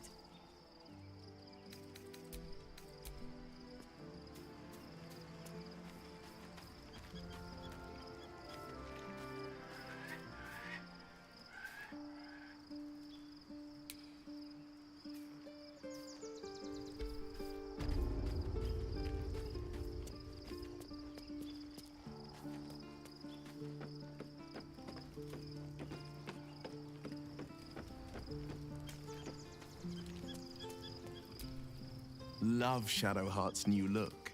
Softer, less severe. It suits her.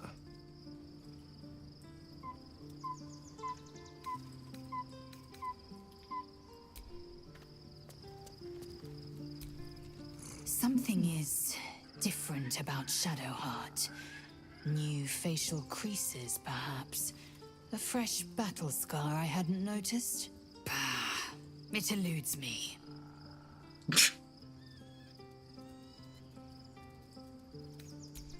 Seem a little dense there.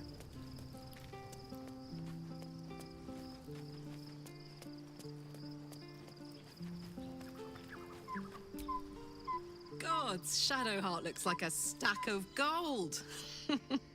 Never thought I could get so excited about someone's forehead, but here we are.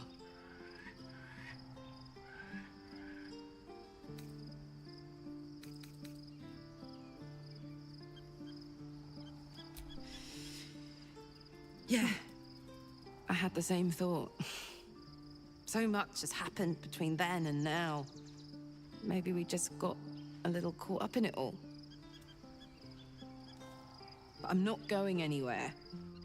I've got plans for the future, you know, and they involve you.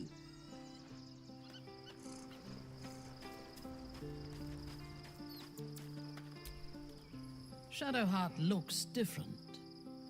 A change of diet, perhaps?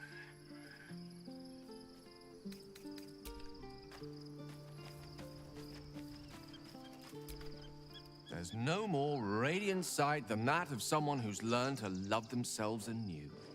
Shadowed in name, but no longer in spirit. It suits her.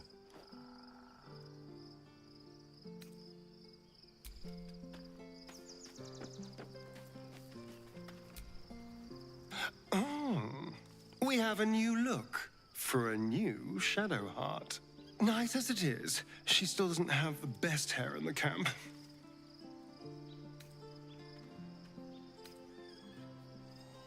I've already apologized. Unless you're looking for another nibble. No innocence. You have my word. Only villains that we need to kill anyway. After all, you know what I am now. I can fight with all my weapons. Teeth included. And if I happen to drain the occasional bandit during a fight, what's the harm? They're just as dead.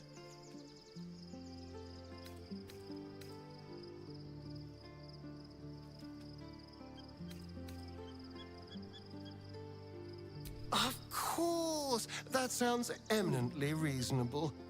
I shall wait patiently until you suggest we dine together. But until then, no more late-night surprises. You have my word on that. My sweet, there is nothing I'd like more. I'll come to you tonight, when you're snugly wrapped in your bedroll, and we can have a little privacy. And this time, I'll make sure I'm quiet. We don't want to disturb your rest. But I will taste you, savor you. Just enough to give me strength, and just enough to leave you wanting more. You're not all that.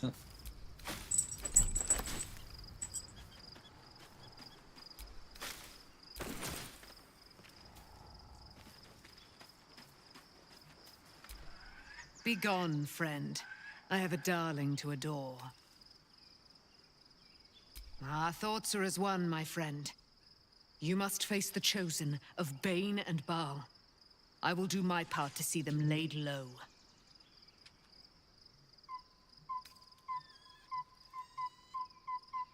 Pray, ask, and I will tell. Why so mighty are? Begone, friend. I am free. You must face them. I will. Looking forward to a bit.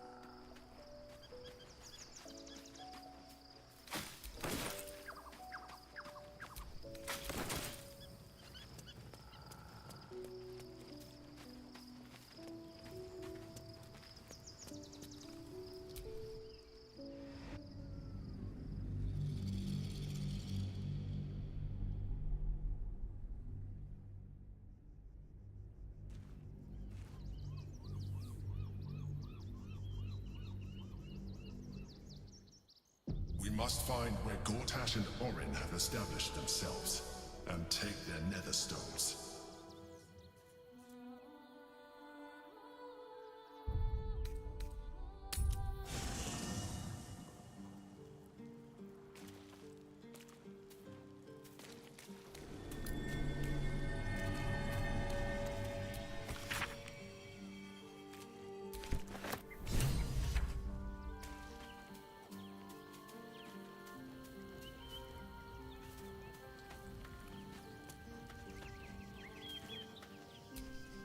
Baldur's Gate at last.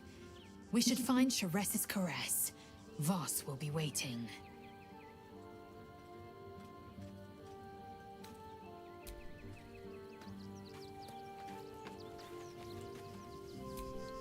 Incredible to be back. My home. My city. Baldur's Gate is where I first raised a glass in toast at the tender age of 14, and got so tipsy from wine, I puked in Dillard Portier's bushes. It's where the flaming fist chased me after I'd stolen a peach from a cart in the Wide. I got a good chewing out over it too. It's where my father taught me to hold a rapier, to read books of law, to know right from wrong. It's been 7 years since I left. It's no paradise, but it's home, and it's worth saving.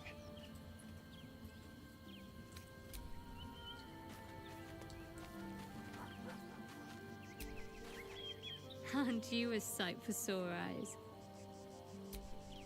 Worm's Crossing. We could be inside the city walls before long. And I could be back where this all started.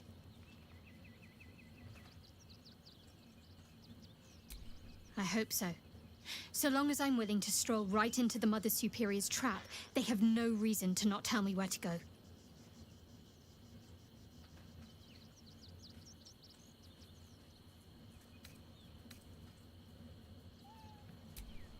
Not quite.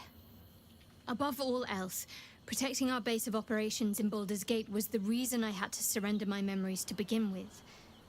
Or at least, that's what I was led to believe. We should look for someone to point me in the right direction. Otherwise, we'll have little recourse but to wander the whole city searching.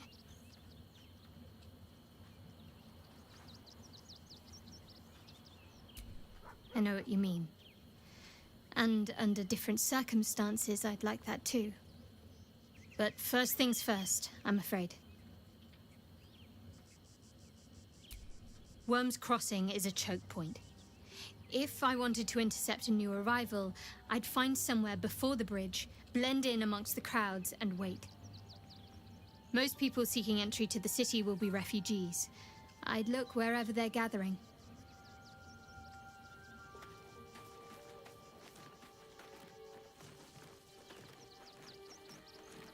Why shovel a bat right now? Thy will, dost thou require a new ally? The girl has left to hew her own path. She left behind a letter, as thou doth know. Hast thou other business?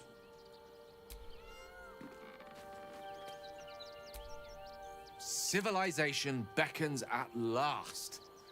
It's no Waterdeep, but Baldur's Gate is a respectable runner-up. Or at least a close third.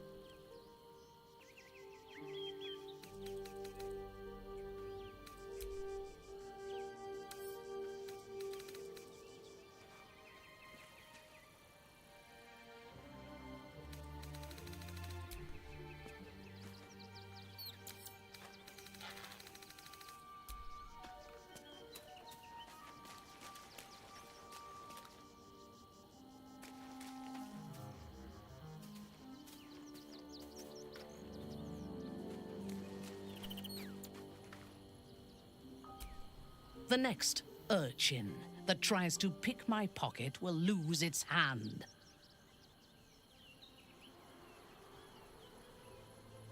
Half of the children here are already mutilated by poverty and starvation. I am reminded of the Breren, the stench streets of Menzoberranzan, where the sick and the outlawed make their homes. Despite the destitution, there is profit and opportunity to be found in such places, if one is willing to wade through the squalor.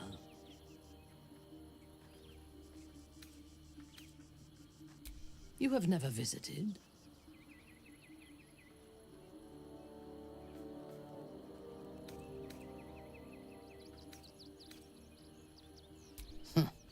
Most likely. I am a Bainray, born into the city's most ancient and powerful house. My life was one of privilege and danger. Like you, I lived in Kuelarzol, high above the city's sprawl. I enjoyed every luxury, whether harvested in the Underdark or stolen from the surface. And I survived my first assassination attempt, while I still suckled at my mother's breast. I tasted her blood that day. She covered my body with her own, and a blade bit deep into her chest, almost puncturing her heart. When I came of age, she tried to take my life herself. And I gave her fresh scars to match those she earned protecting me.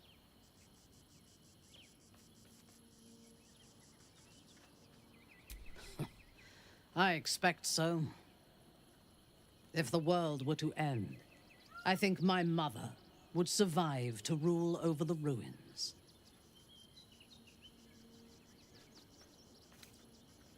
Yes. My house trained me to be a soldier in Lolth's service, and my mother showed me how to survive the perils of society. She taught me to be resilient, and to guard my heart from those who cannot be trusted, literally and figuratively. When I choose to let somebody close, I do not do so lightly. That gives a great depth of meaning to the bonds I do share. Yes. I only know it through history books and hearsay. A city of murder and grief. I expect it will live up to its legend.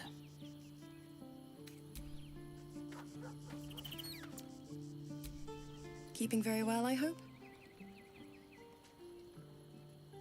Look after my angel, of course. She's been through more than I can bear to think about. 100 years in the Shadowfell. 100 years being murdered by Sharans over and over. It fills me with a rage I can hardly contain. She's a formidable woman, my Aelin. But no one could escape such horrors unscathed.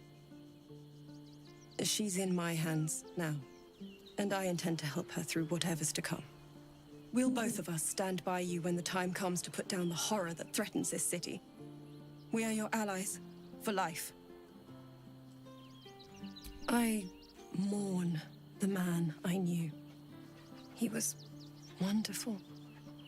He raised me to serve Selûne as my mother, rest her soul, had wished. He was everything to me, all my life. When an emissary of Selûne came to our little town, we were elated. Dame Aelin, daughter of the Moon Maiden herself. This was different.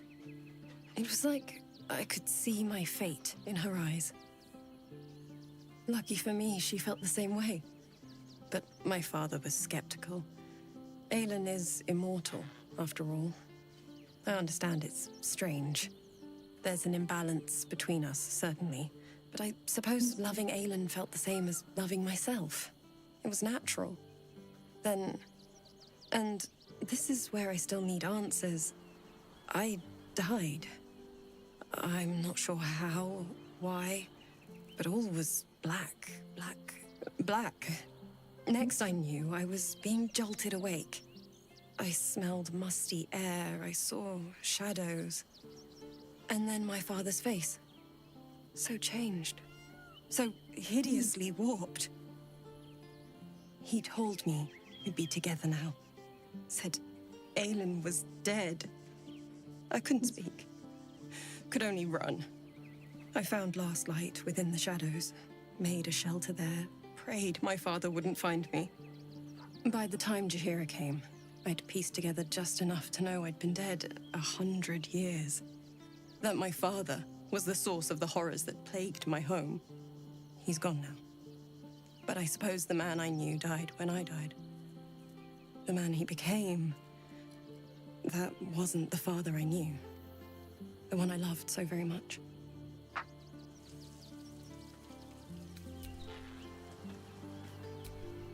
Come to bask in the glow of the Moon Maiden's sword? I am free from my... You must face them.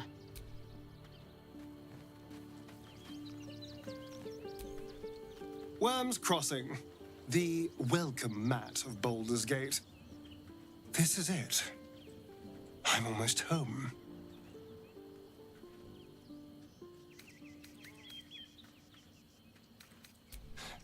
I won't lie.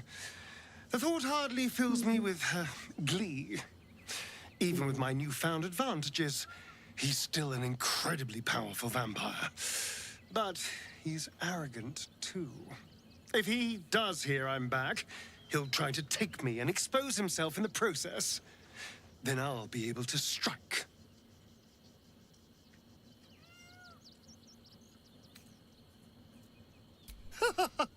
Neither will I, darling. At least I hope you'll come along for the show. But regardless, the plan is simple. Find him, stop him from gaining almighty power, and then really enjoy killing him. And if I can seize that almighty power for myself, well, all the better.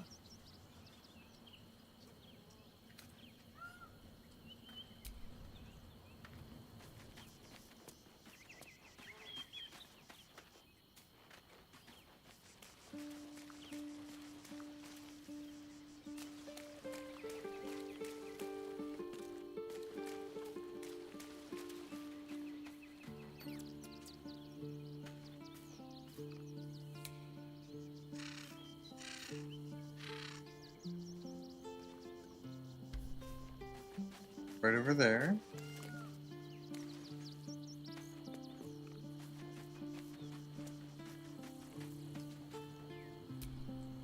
Worm's Crossing, the gaping maw of the city. Nature has little control over what happens beyond that bridge.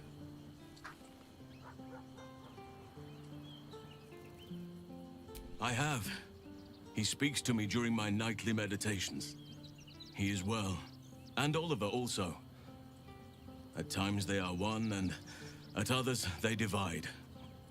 Easier for playing, perhaps. And the land thrives also. I doubt you would recognize it. Perhaps one day, you and I can both return and see it for ourselves.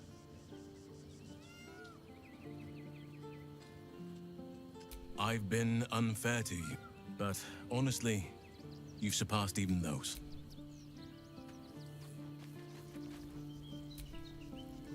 Watching gods. But I never thought I would be happy to see the city again. Much less to smell it. The Harper safe house I spoke of is on the bridge at Worm's Crossing. Danthelon's dancing axe. Information.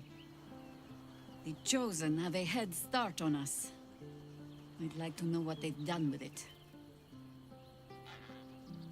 You think me lonely? In truth, I prefer travel in a small pack such as this. Unburdened by numbers, we're free to act rather than react. A little like the old days.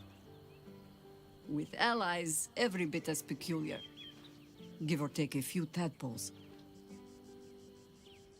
Would you? In time, then. Perhaps once you found a rocking chair for me to doze off in. Ask it.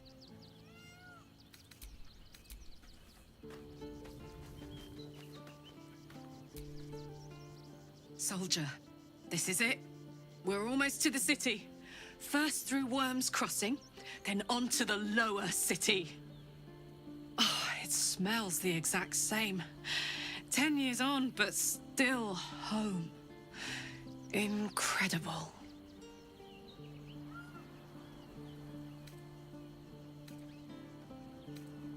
Why not? Let me... The year, 10 air. The place, sleepy little town called Baldur's Gate.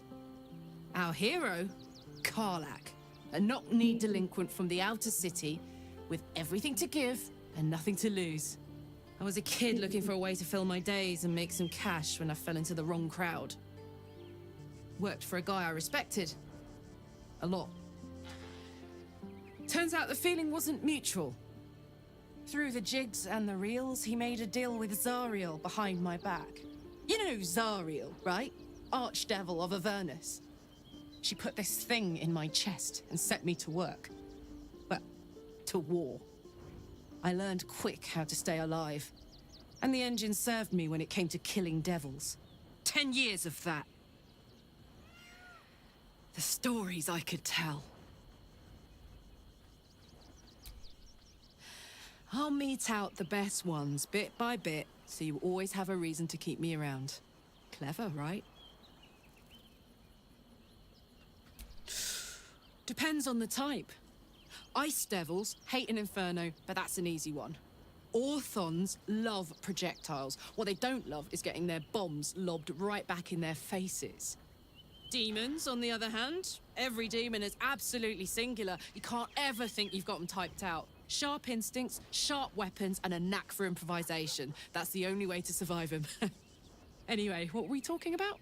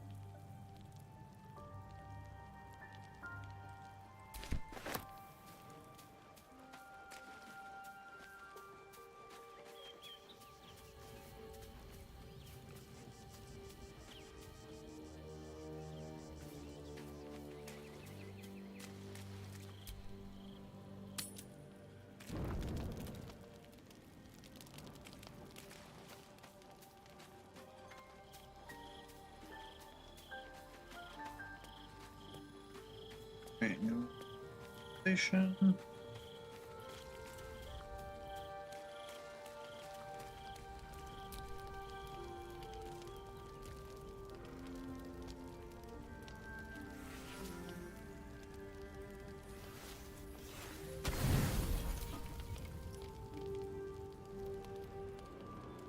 Naughty, naughty, naughty, little master.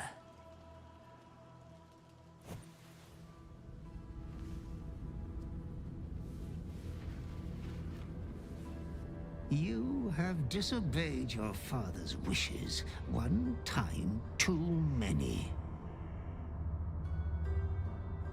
For she who fights with monsters should look to it that she herself becomes a monster. When you gaze long into the abyss also gazes into you. Another will embrace what you have rejected. And that other will be your death. But your father loves you dearly.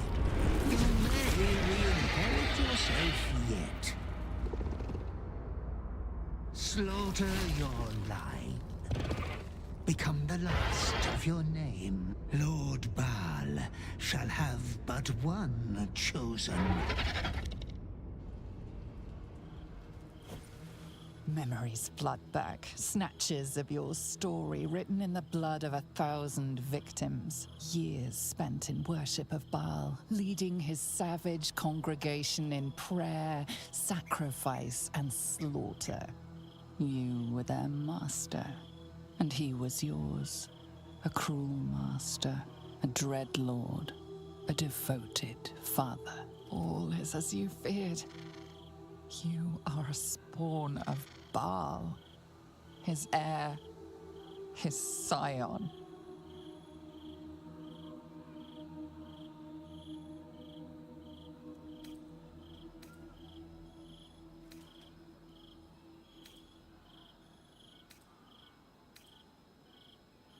And yet, you know you will never be free of your urge if you don't confront your past.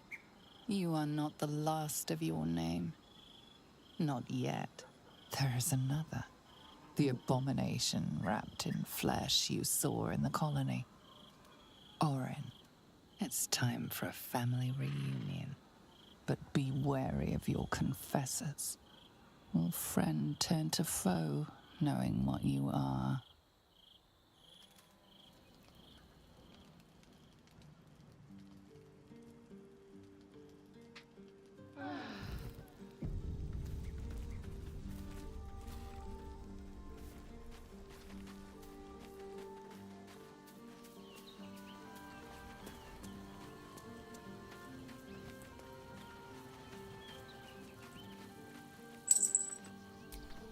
You wish to consult me? Tell me, Ustnor, or show me. My mind is open to you.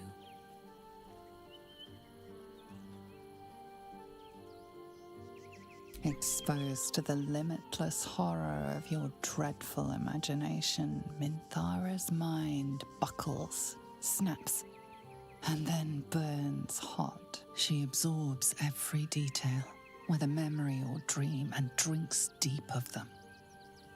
You sense a desire in her equal in strength to your darkest urge. Elgor, Duktak, Slayer. There are many names for you, my love, and all of them inspire dread. You are exquisite.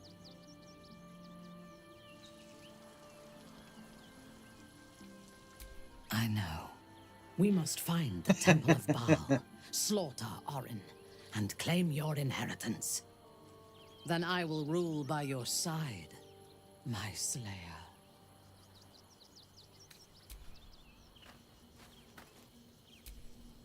My time is yours. What do you need? A Baal spawn? Gosh. I know what it is to have a closer connection than most with the gods. But with Baal, that's not a bond I'd like to be bound with.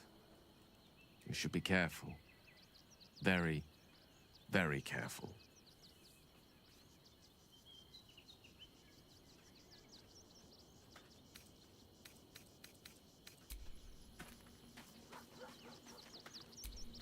Did you want something?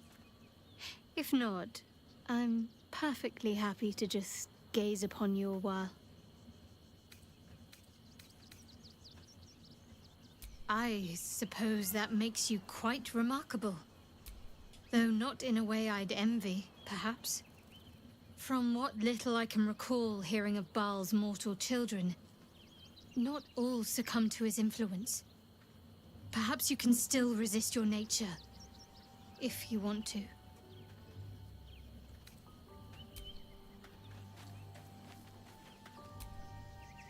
The urges are calling on you again, aren't they? I haven't seen you sleep through the night once in the past days.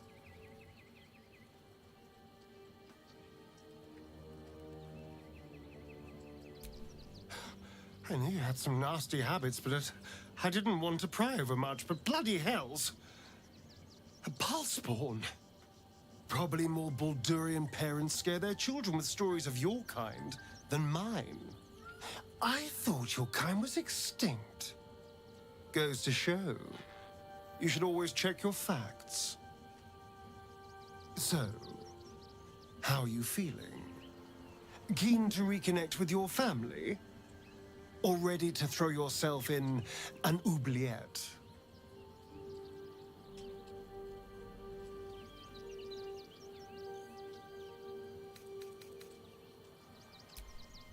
You know, I didn't realize you and I were so alike. I felt paralyzed to do anything about Cazador for so many decades. I gave up on myself. I gave up on any hope of escape after a few lashes. Baal controls you in much the same way. I don't know how you could beat him, but I do know this. You must try. The half-life of a mind-addled slave is worse than death. Don't become his. I wouldn't live another century as one for all the moonstones in Evereska.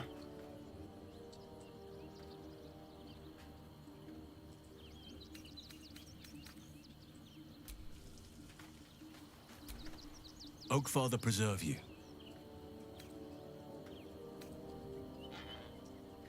You are a mortal child of Baal. Be careful with whom you share that fact. I hear many of your kind have met premature ends.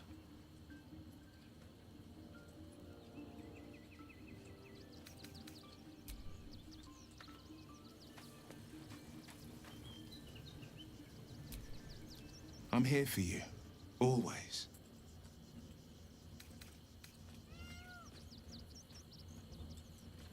Hells. It explains so much. Listen to me. I knew another like you. Gorion's ward. One of Baldur's Gate's great heroes. Baal's blood ran through their veins too. They burned away their own darkness with their own inner light. They chose courage. They chose honor. And so can you.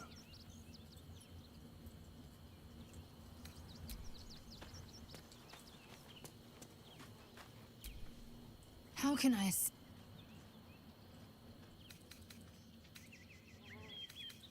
I'm not surprised.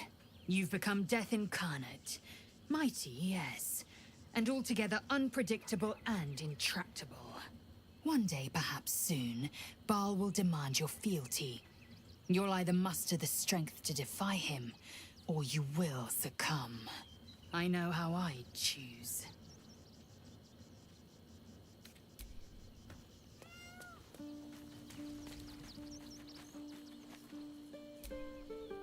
What's on your mind? That's a heavy weight. I know you can carry it, but it's heavy all the same. You are so much more than your parents. You're more than the affliction that wants to consume you. I love you.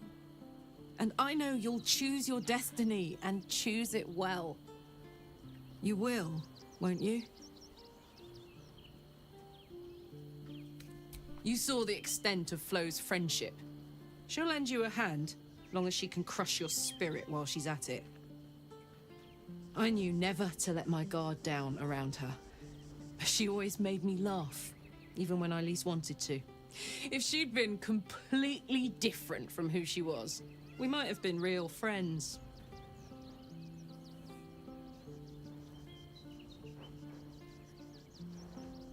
Nothing worth reading. Cambion manipulation at its most obvious.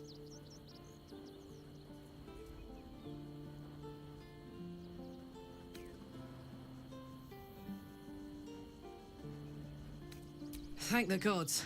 And I do, every day. Better give you extra so you don't nibble on me in the night. Well, are we ready for the road once more? Ask it. I did, though I don't often speak of it. So many seem to think they know the whole story already. I find it a pity to correct them. We can speak of old battles later. Our plate is piled high with catastrophes enough for the present, huh?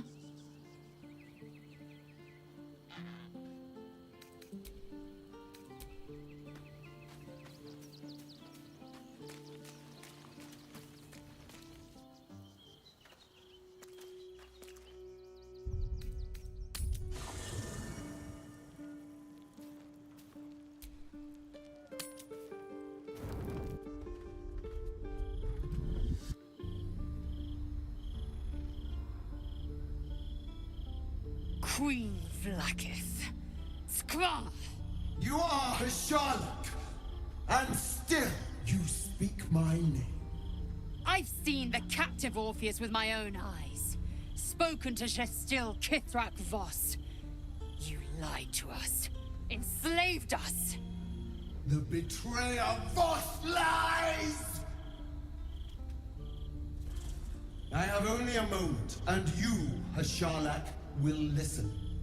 We are Githyanki. We move mountains. We snuff out stars. We shake the plains. The traitor Voss has lied to you. The heretic prince would shatter us in an instant.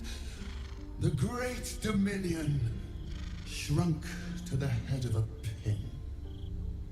Can this be true? Is the Githyanki prince really a threat to his own people?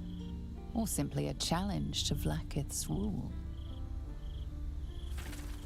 Return to the astral prism. Slay Orpheus the Pretender. Serve me, and I will ascend you. You will be no mere warrior, nor Kithrak.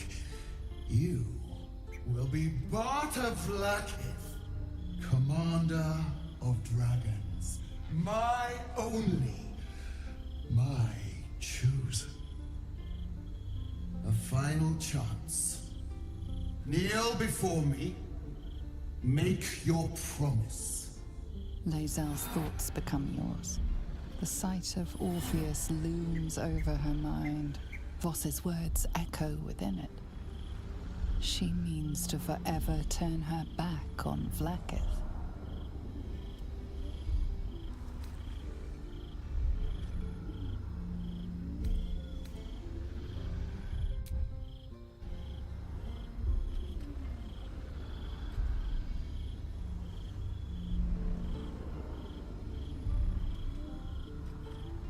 I gave you my faith, and you called me traitor. I gave you my life, and you ordered your knights to hunt me. I have witnessed too much, and you have given me too little. Finally, I can see. Orpheus will live, and I will hear his creed. This is my word. Your word is nothing! You are nothing! The Kithraki will bring you. I will tear your flesh from your bones and devour your skull's marrow, while you beg for death. I will consume you. I will unmake you.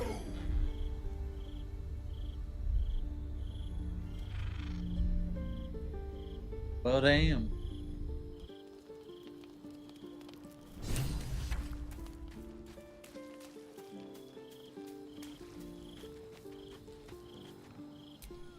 It is done. There is no going back. As long as the Undying Queen reigns, I am never to soar unbound over the astral sea, never to cross the one in the void. As it should be. Better a short life built on truth than immortality woven of lies. Better to unite the Githyanki under a prince who would free their minds and honor their bodies. So why do I feel so bitter?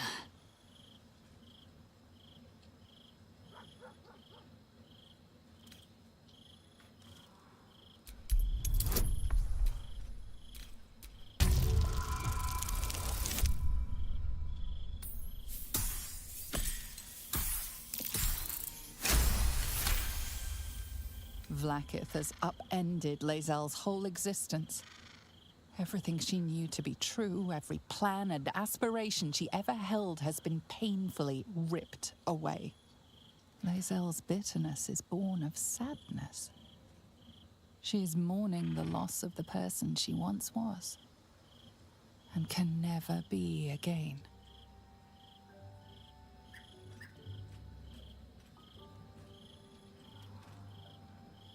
How well you've come to know me. But in truth, she didn't take everything. I have what I have gathered for myself. I'm more to a new regent, a new land, and new allies. I am known and honored by you, the source of my bruises. Vlaakith cannot unmake she who no longer exists. And so, from the old battle cries is birthed another. Shma Salar Orpheus, Ma Stilna Forgin in Yeri.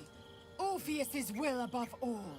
May the comet blaze my path forward.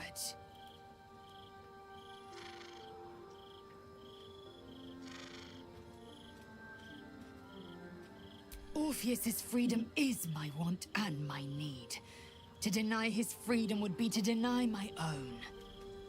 There will come a time when I can think about myself beyond the Lich Queen who enslaves the Githyanki, and the prince who would liberate them. But that time won't come until the Prince of the Comet flies again. Vlaakith's left hand and her right. Commander of all dragons, chosen of the Queen Regent. Not since Vlaakith I has a Bart of Vlaakith been anointed. Another empty promise. Only a naive fool would believe otherwise. The kind of fool I was not so long ago. We find Voss at Sharess's caress and retrieve the key to releasing the prince. Orpheus Tough Kinarsin.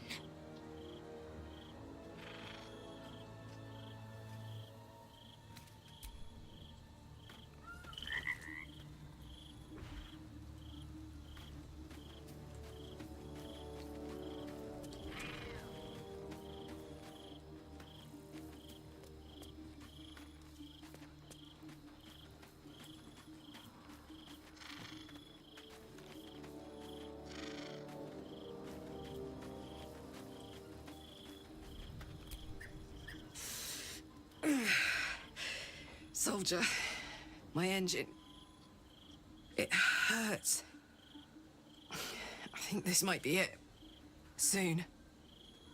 Things burning hotter than I knew it could. But look, we've just about made it to the city. That'll do me. Let's go protect it. Whatever happens after that is between me and the so-called gods.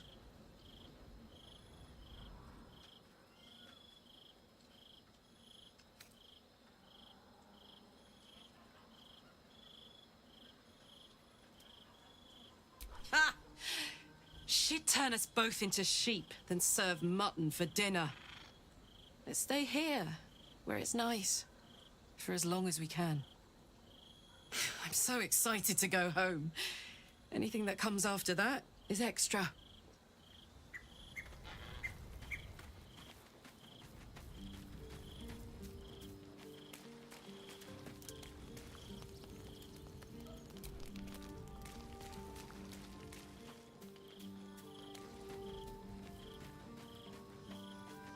See that before.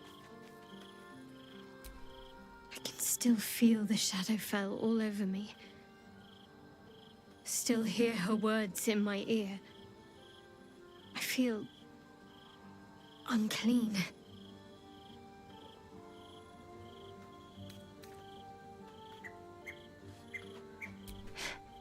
I want to wash it away. All of it. I have an idea, but I'll need your help. Wait until the others are asleep, then come with me. There's a place we can go, down the coast a little.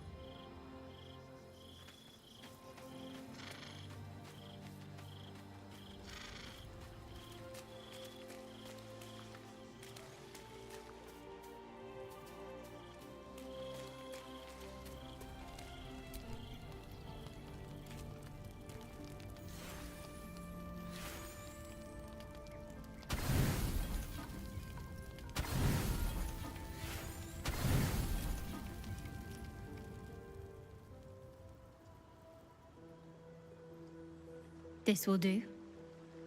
Take off your clothes.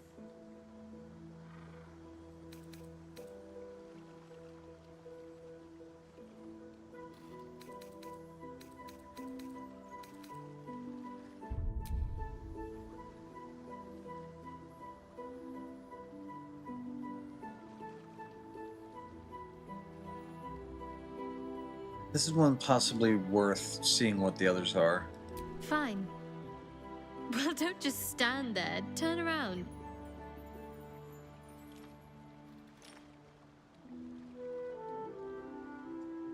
A few different options here. You haven't even attempted to peek. I'm a little offended.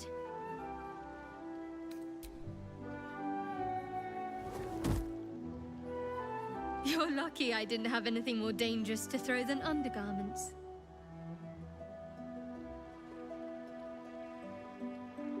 What? Don't just stare.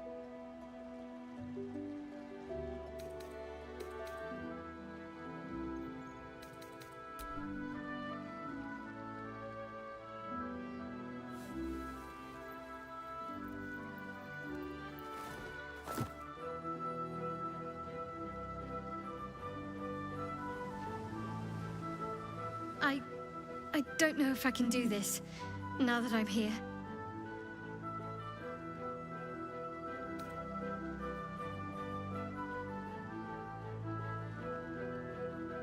More the drowning, and the things that could be hiding underwater, and the drowning, and the cold. Did I mention the drowning?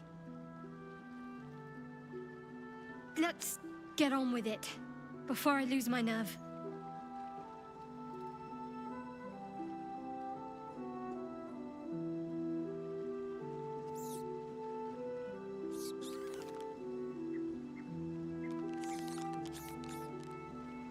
Oh, hells, that's cold.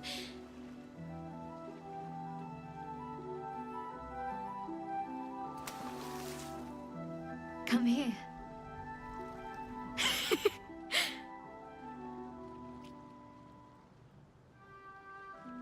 Thank you. I needed that. I needed to know I can face things without Shah. I don't want to go back. Not just yet. You're gonna get so much sand on you. That is so uncomfortable.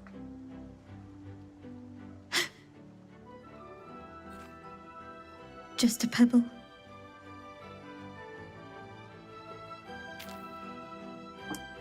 Now don't you dare stop.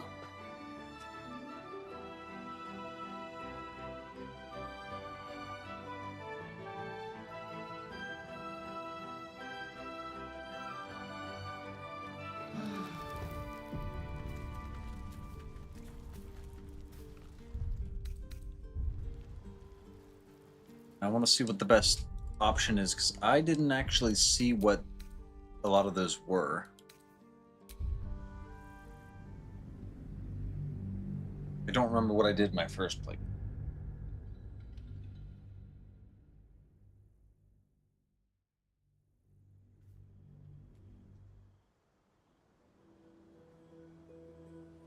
This will do. Take off your clothes.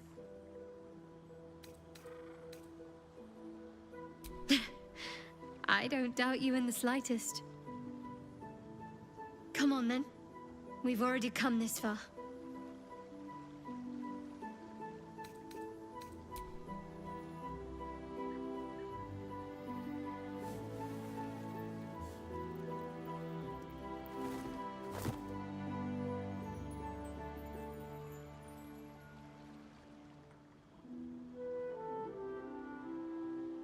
A little misdirection.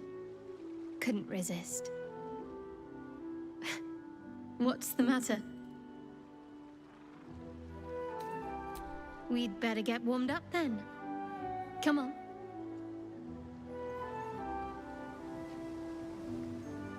I don't know if I can do this, now that I'm here. I don't know if I liked that as much, though. To be honest.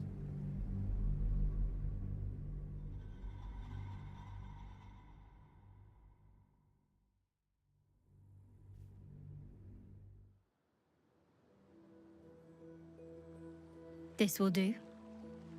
Take off your clothes.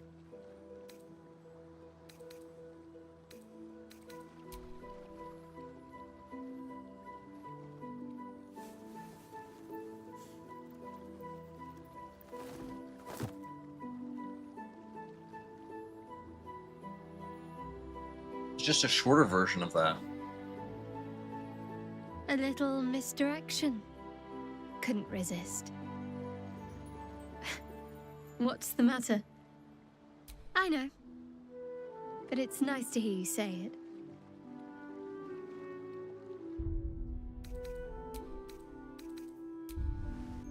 Okay.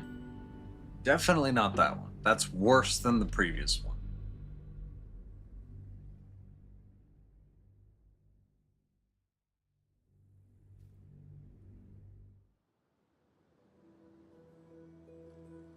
This will do. Take off your clothes. Neither did I. Come on then.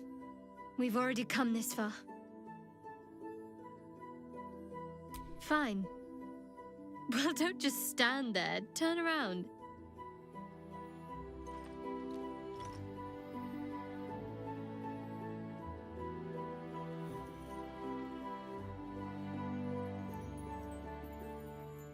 You haven't even attempted to peek. I'm a little offended. That's one word for it, I suppose. You can turn around again.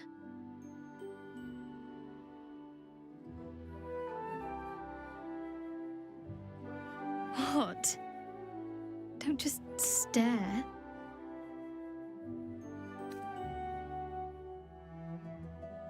Don't just stare while you're still dressed, I mean.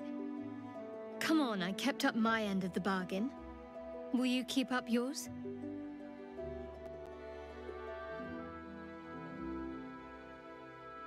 Ooh.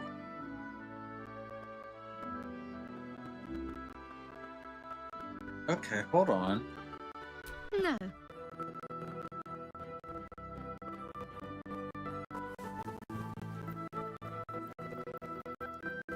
Okay, so that might be some of the better way there.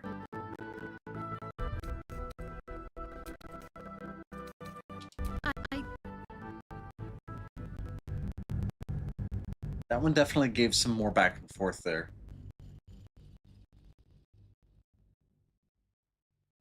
But I do need to test if you peek. Does she? Well, does you know anyway? Take off your clothes.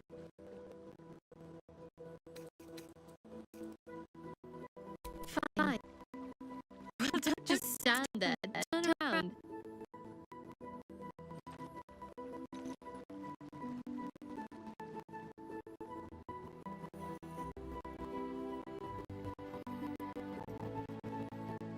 You haven't even attempted to peek. I'm a little offended.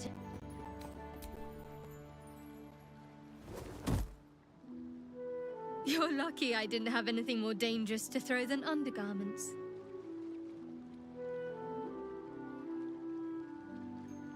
What? Don't just stare.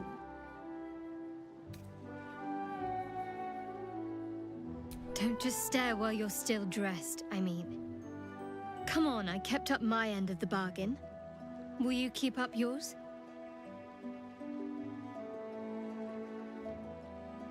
No.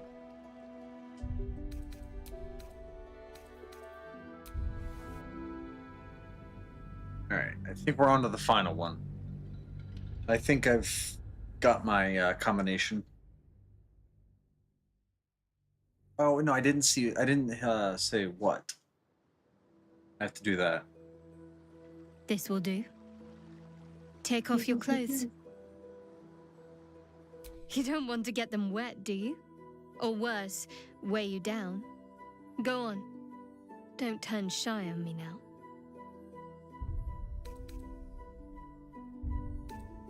Fine.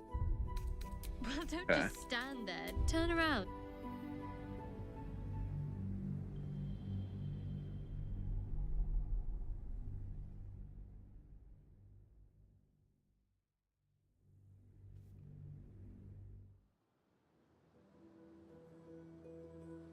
This will do. Take off your clothes. Well, you can't be of much help to me from the shoreline, can you? Shouting moral support while I drown. Come on, then. We've already come this far. Okay.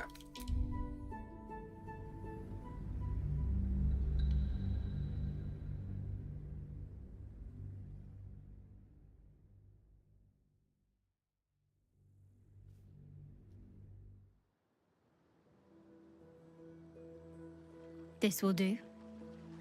Take off your clothes.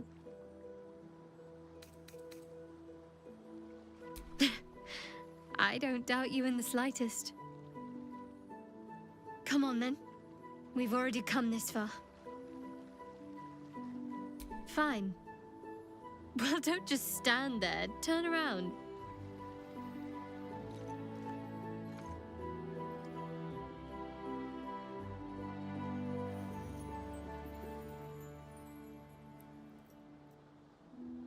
You haven't even attempted to peek. I'm a little offended.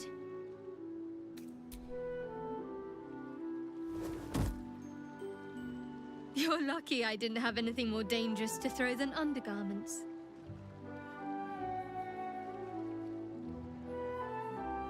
What? Don't just stare. Don't just stare while you're still dressed, I mean. Come on, I kept up my end of the bargain. Will you keep up yours? No.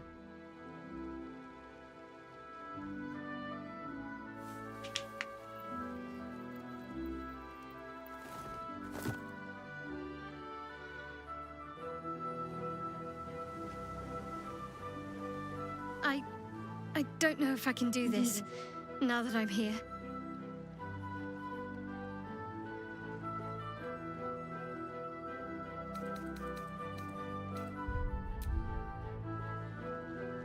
This is the part that I need to test more.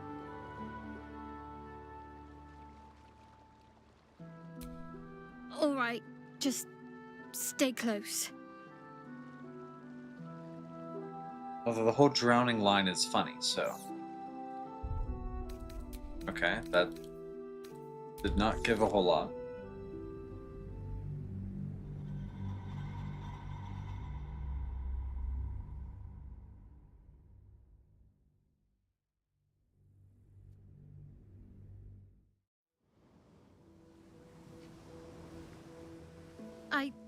I don't know if I can do this, now that I'm here.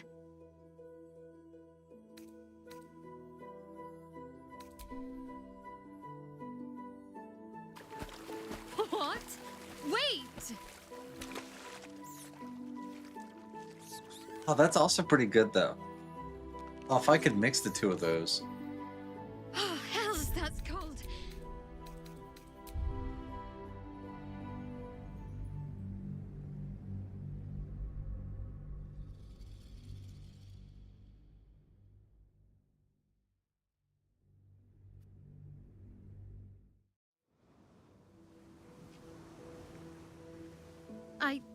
I don't know if I can do this, now that I'm here.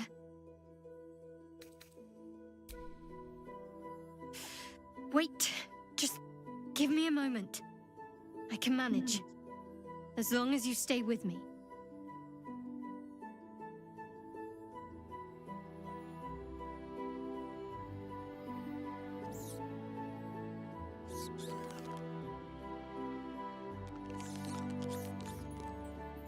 Oh, hells, that's cold.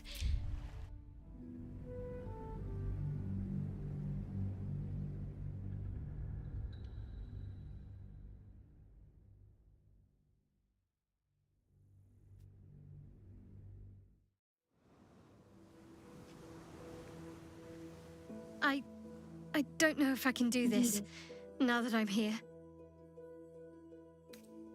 More the drowning, and the things that could be hiding underwater, and the drowning, and the cold. Did I mention the drowning? Let's get on with it, before I lose my nerve.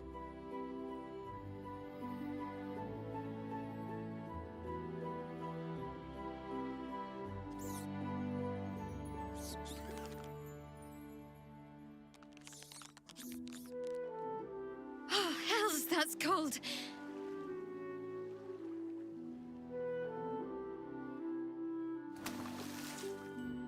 Come here.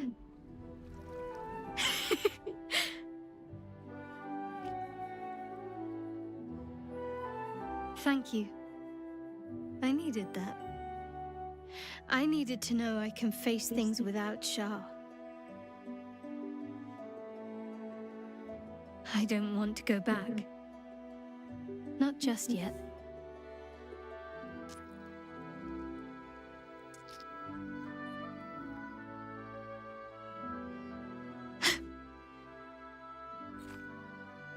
Just a pebble.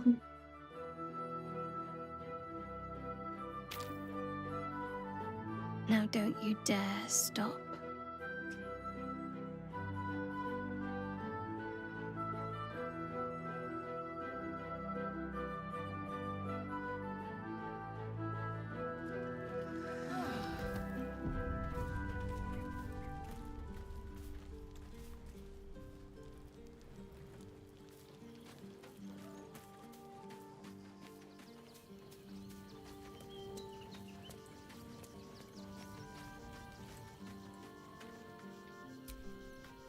something the matter?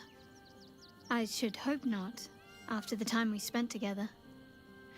My spirits are thoroughly lifted.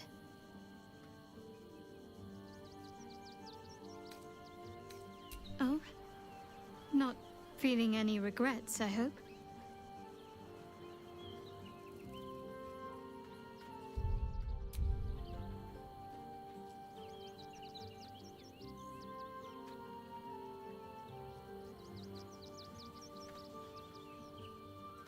I'm probably going to want to go with 2, but I want to double check 1 first. I'm glad. I feel the same way. Though, I'm still finding sand in my hair. I wonder what the others will think of that.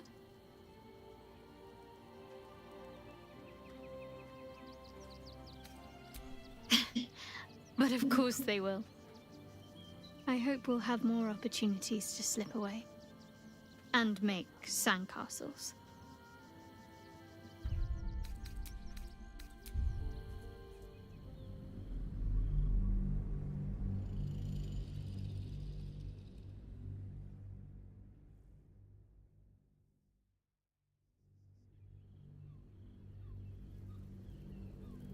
Oh? Not feeling any regrets, I hope?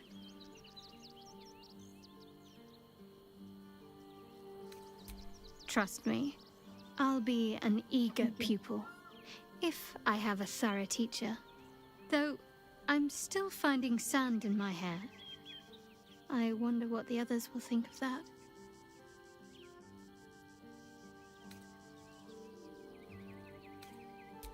I suppose it doesn't.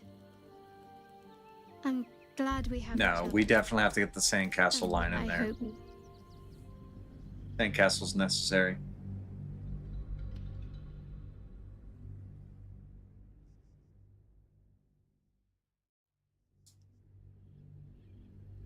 Oh? Not feeling any regrets, I hope? Trust me, I'll be an eager pupil, if I have a thorough teacher. Though, I'm still finding sand in my hair. I wonder what the others will think of that.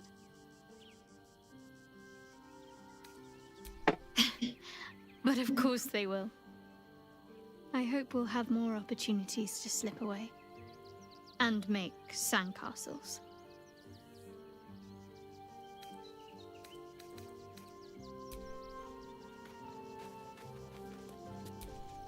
Glad to see I'm not the only one on the wrong side of an omnipotent authority figure. Lae'zel did well to break free of Vlaakith's manipulations, though I doubt Vlaakith will let such insubordination go unpunished.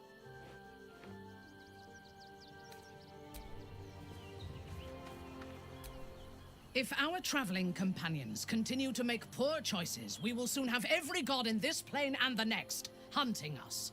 Lae'zel risks everything with her childish rebellion.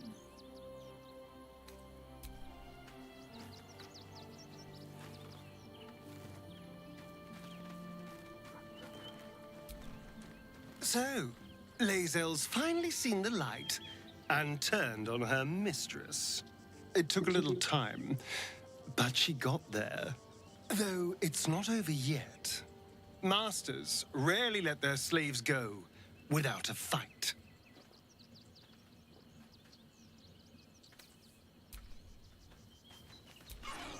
So, it seems that Vlaakith is Lae'zel's queen no longer. That took no small amount of backbone.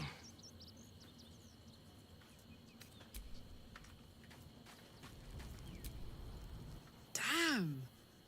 It can't have been easy for Lae'zel to stand up to Vlaakith like that. But there's nothing that woman can't do.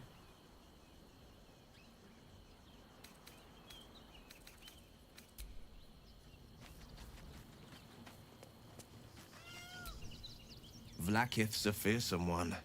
The sort it's hard to say no to. But Lae'zel said it anyway, to her immense credit. She's choosing truth. She's choosing freedom. For her, for Orpheus, for the Githyanki people. I wish I knew a good Githyanki cheer to celebrate the occasion, but the only gift phrases I've picked up are the sweary sort.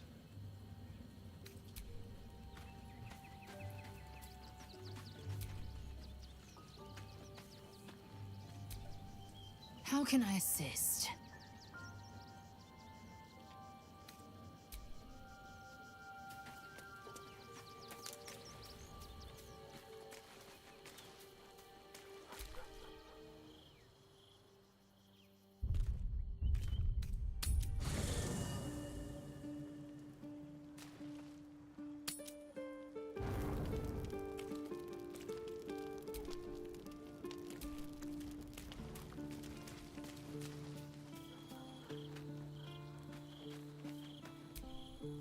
Soldier?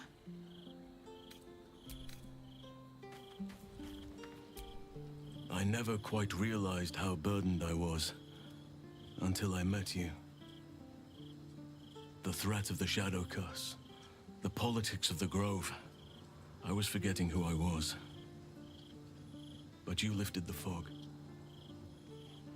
Thank you.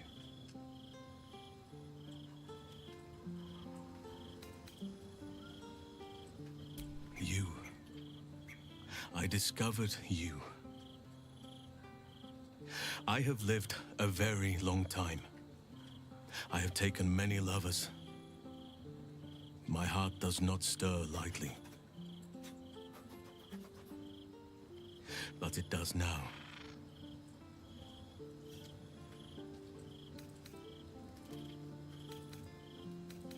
I still have hot blood in my veins. Nature gifted us our desires, and the means to act on them. But we muddied its beautiful simplicity with rules, social strictures, clothes. So, I am not bound to nature. I am unbound in nature. I want more than to fight at your side, or sit around the campfire with you. I want to lay with you under the stars and feel your skin against mine. I think you feel the same way. Once the power of the Shadow Curse was broken, the connection was undeniable. We both felt it. But tell me I'm wrong, and the matter can rest. I do not wish to sour our friendship, but I have to know if it can be something more. Ooh, interesting.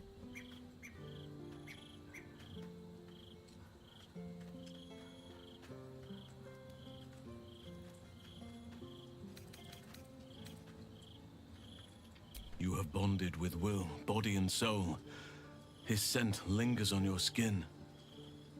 If there is to be anything between us, it must be with his consent. Really? He chose Will? And perhaps someday, his participation.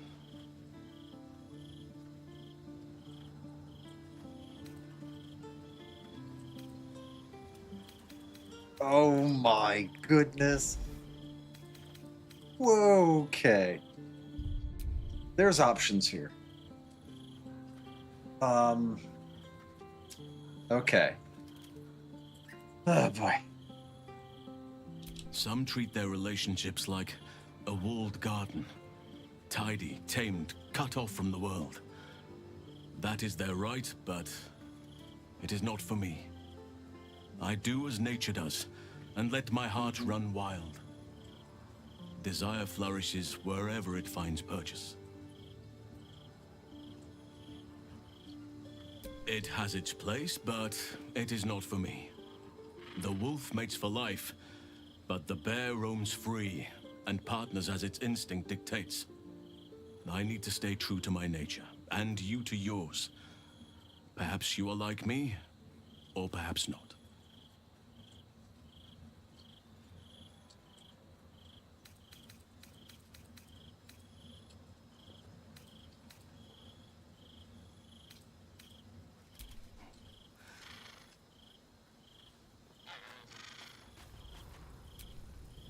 What's on your mind?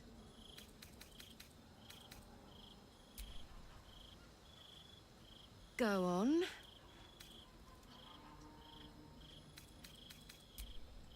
If you're happy, I'm happy. Couldn't have said it better myself.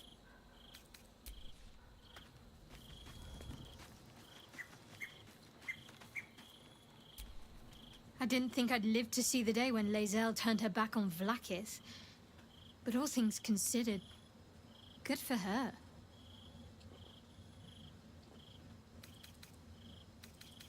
Of course.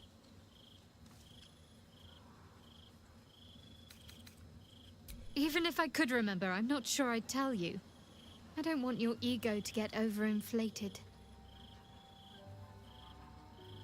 Fine. What's on your mind?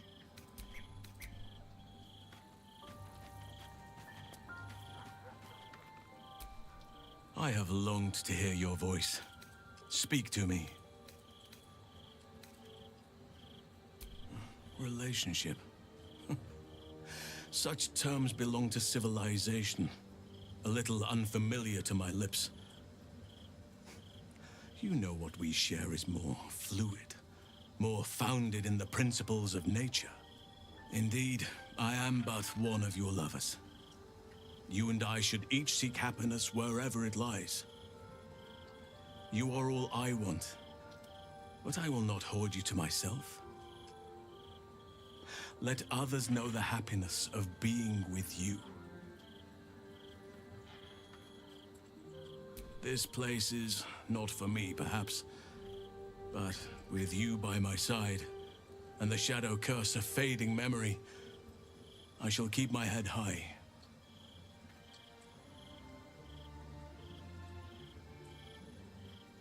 Always. That one was aggressive.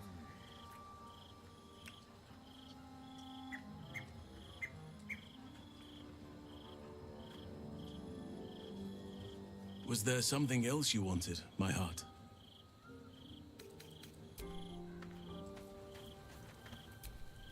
I'm here for you, always. My favorite subject.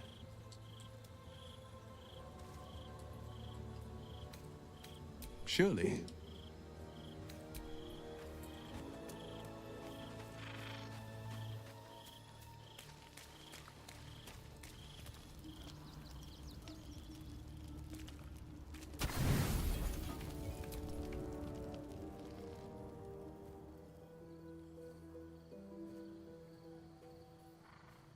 We're gonna have to test out some of the scenes here. I don't know what the funny options are here.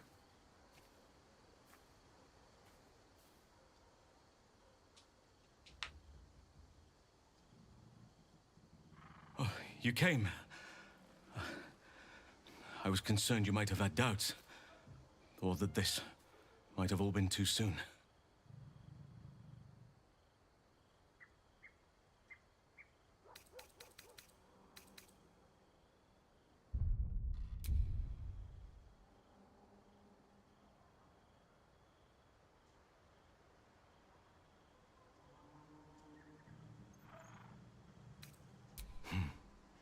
Nor am I. I'm almost frightened to touch you. If I give in, I may not be able to stop until I've devoured you.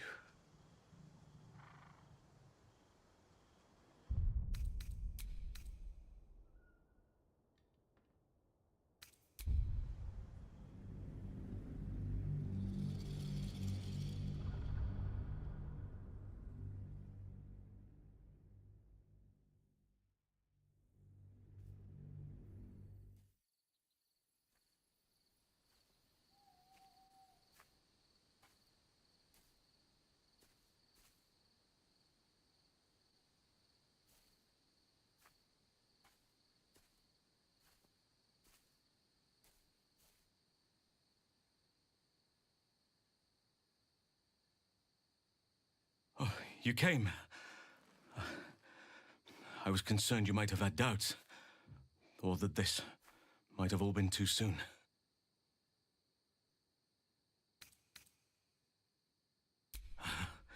Perhaps a little.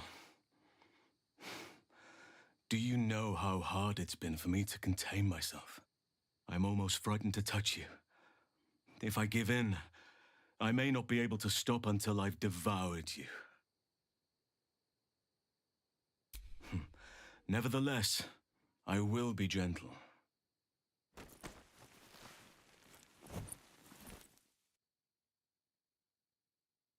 Or at least, I will try.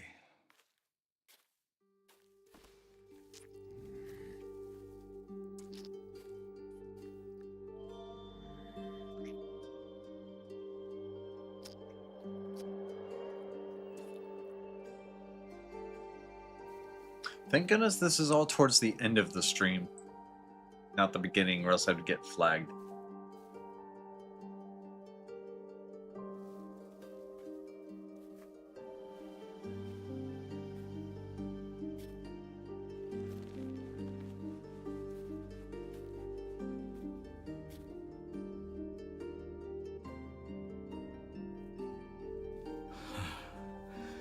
Just as nature intended. Come here to me.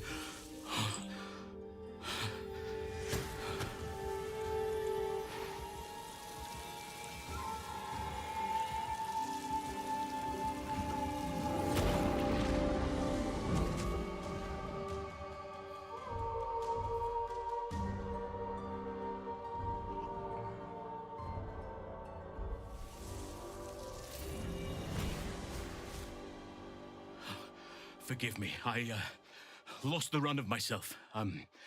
Sometimes, if blood runs hot enough, it's difficult to tame the beast.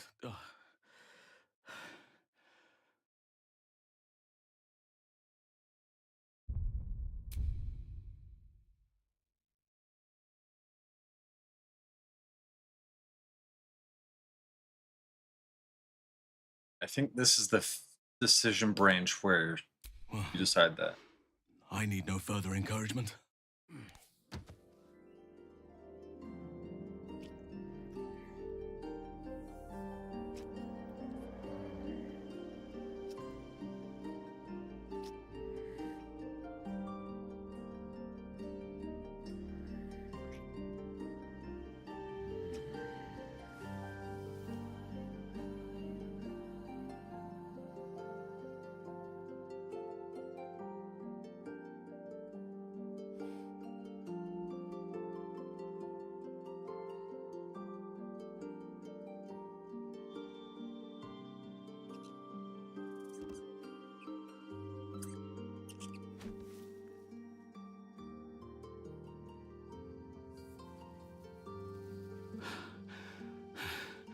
More?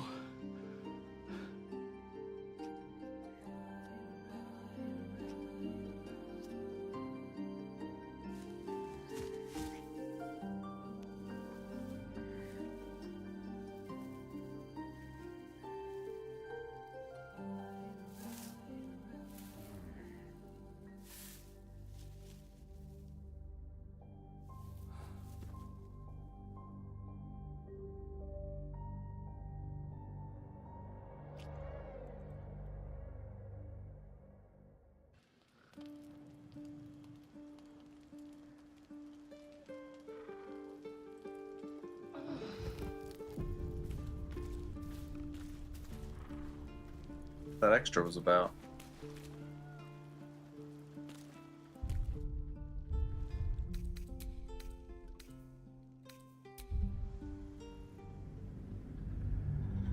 I mean, we got to do it with the bear, right?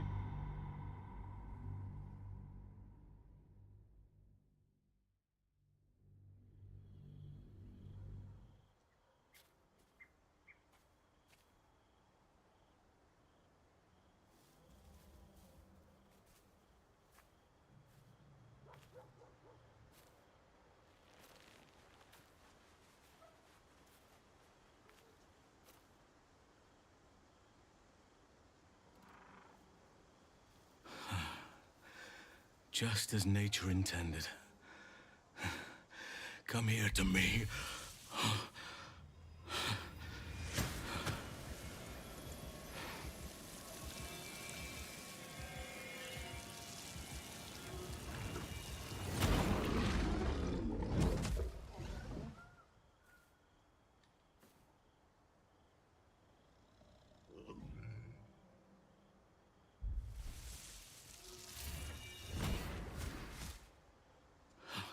Forgive me, I lost the run of myself. Sometimes, if blood runs hot enough, It's difficult to tame the beast. Ugh.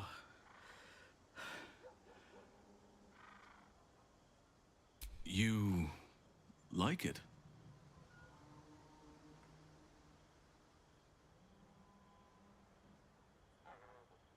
Are you certain?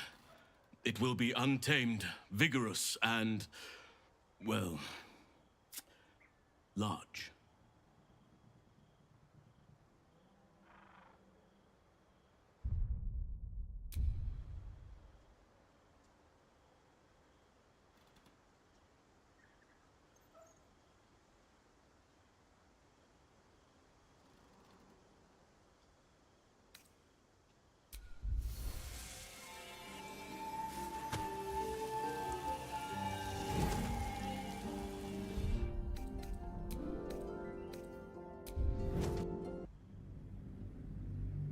I don't know if that changed anything, though.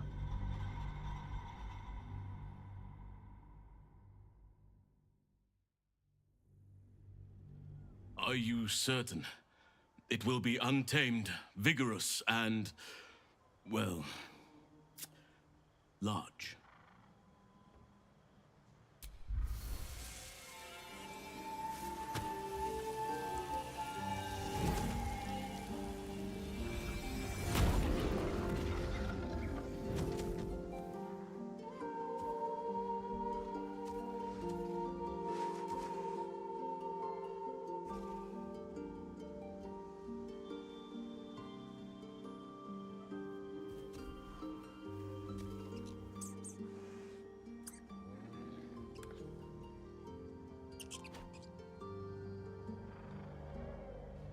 If nothing else, it's worth it for that.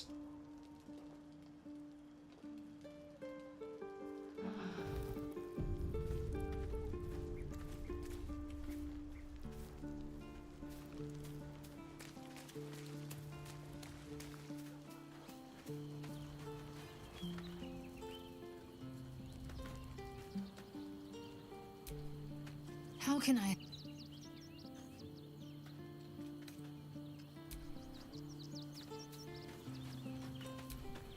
I'm here for you, always.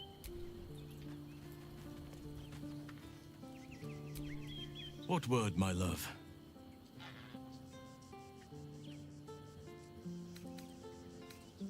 That was something I had dreamed about for some time.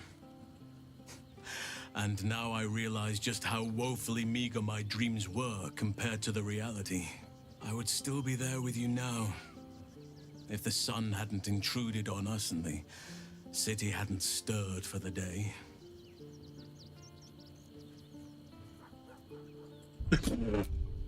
Hold on.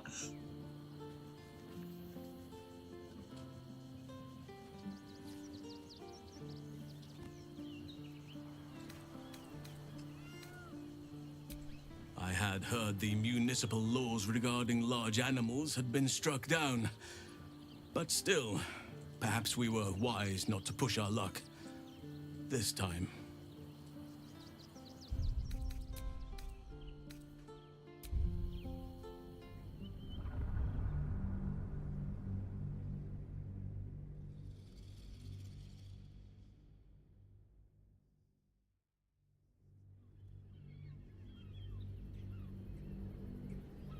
That was something I had dreamed about for some time.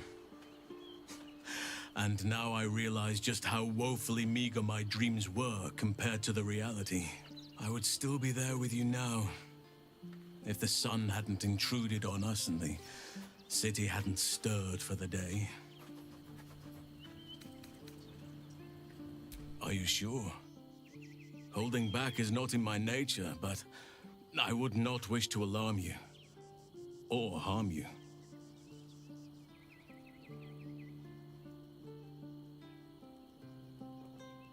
As I discovered, it isn't so often that the bear is the one being eyed hungrily. Perhaps fate will afford us more time together. That's the branch we want. I hope it does. I've been unfair to you, but honestly,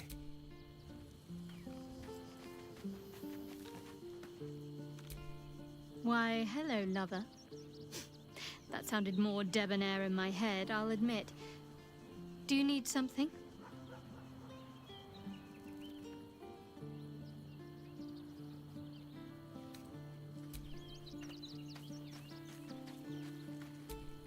You wish to consult me?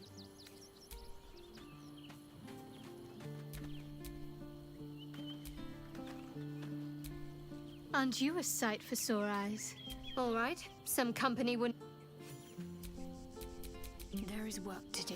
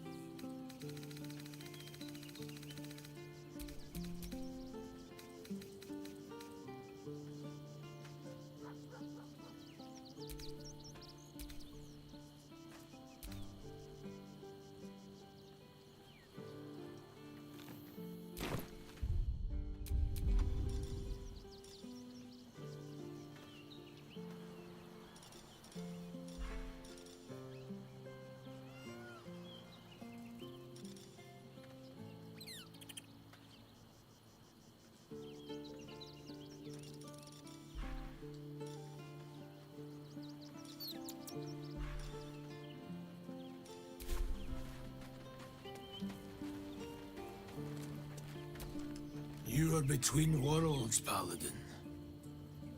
Have you made a choice? Returning to your oath means relinquishing the darkness within you. Its evil must be banished. Your oath-sworn powers will return. You will be bound again by the decrees you promised to uphold.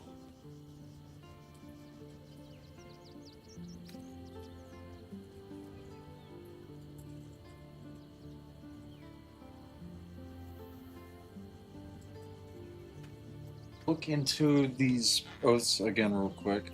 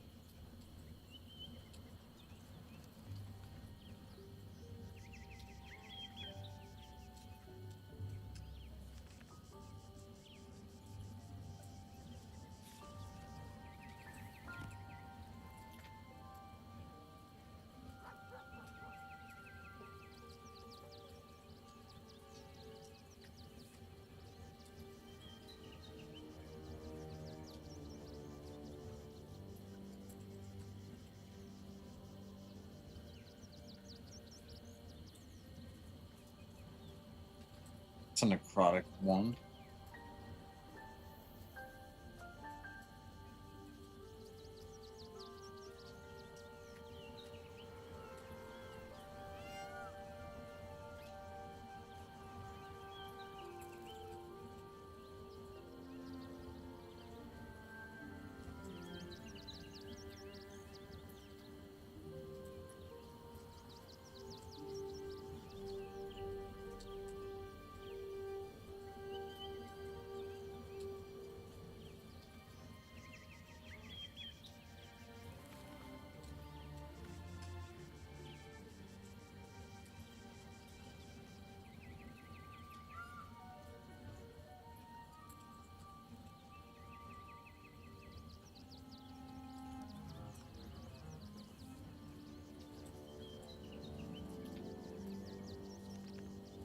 Ooh, ancient is pretty good.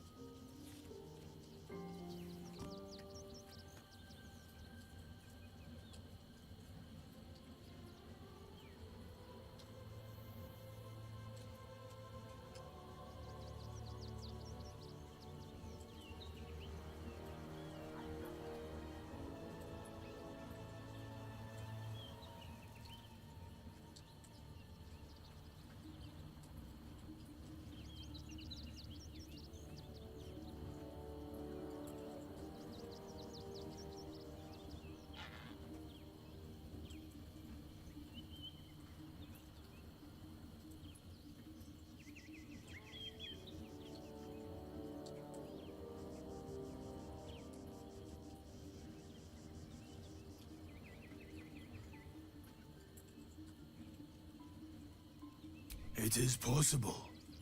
First, you must pay the agreed price. Material sacrifice is required to prove your words have substance. Do you wish to pay?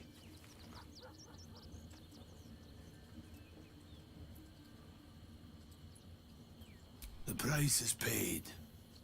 Tell me, why do you wish to reclaim your oath?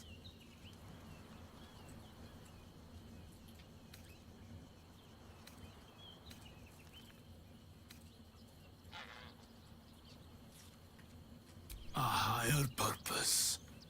A greater calling. Kneel, Oathbreaker.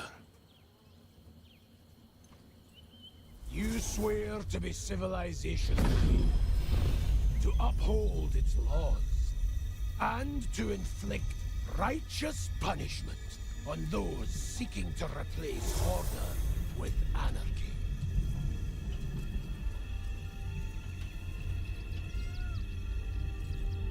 The oath of the crown is once more yours to fulfill.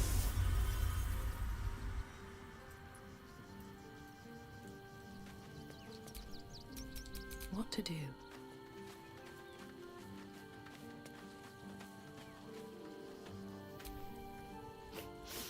We just... Lae'zel has courage, but undying or not, she was very...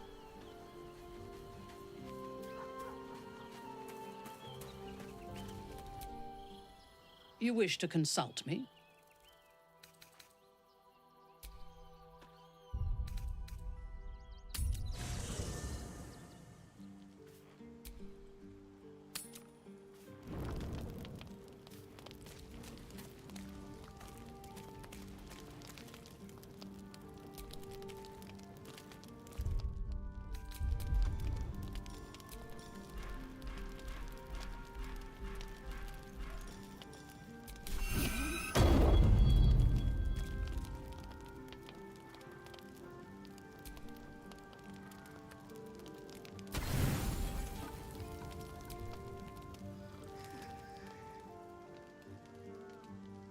All right, I think that's all the scenes.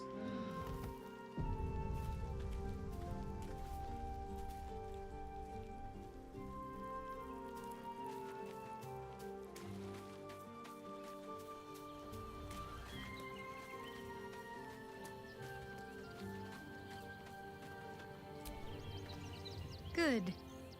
I was just starting to miss. All right, some company wouldn't hurt.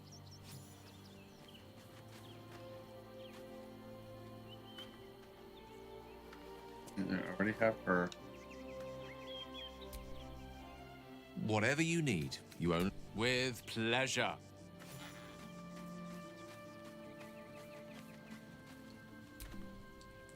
Precious little Bal, babe. Darling. Well, are we... As you wish. What word, my love? Then you'll have me. Lead on. Darling, let's go, go, go.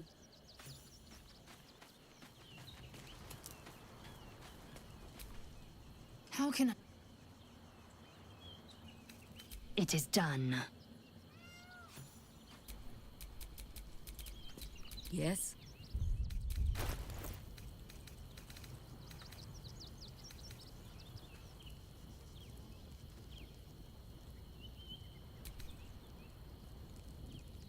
Okay, so she hasn't gotten a good weapon yet.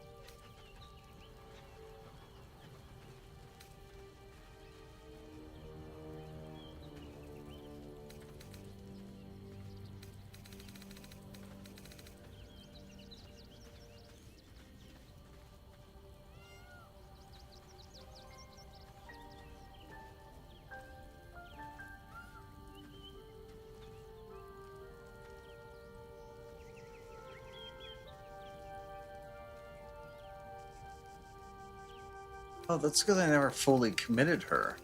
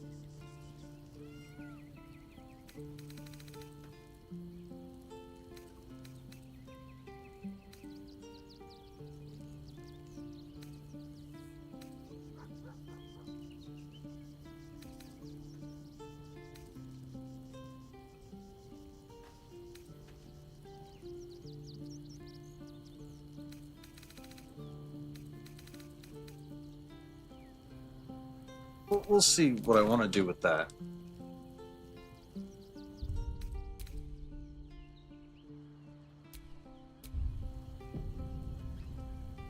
But for now, we're good.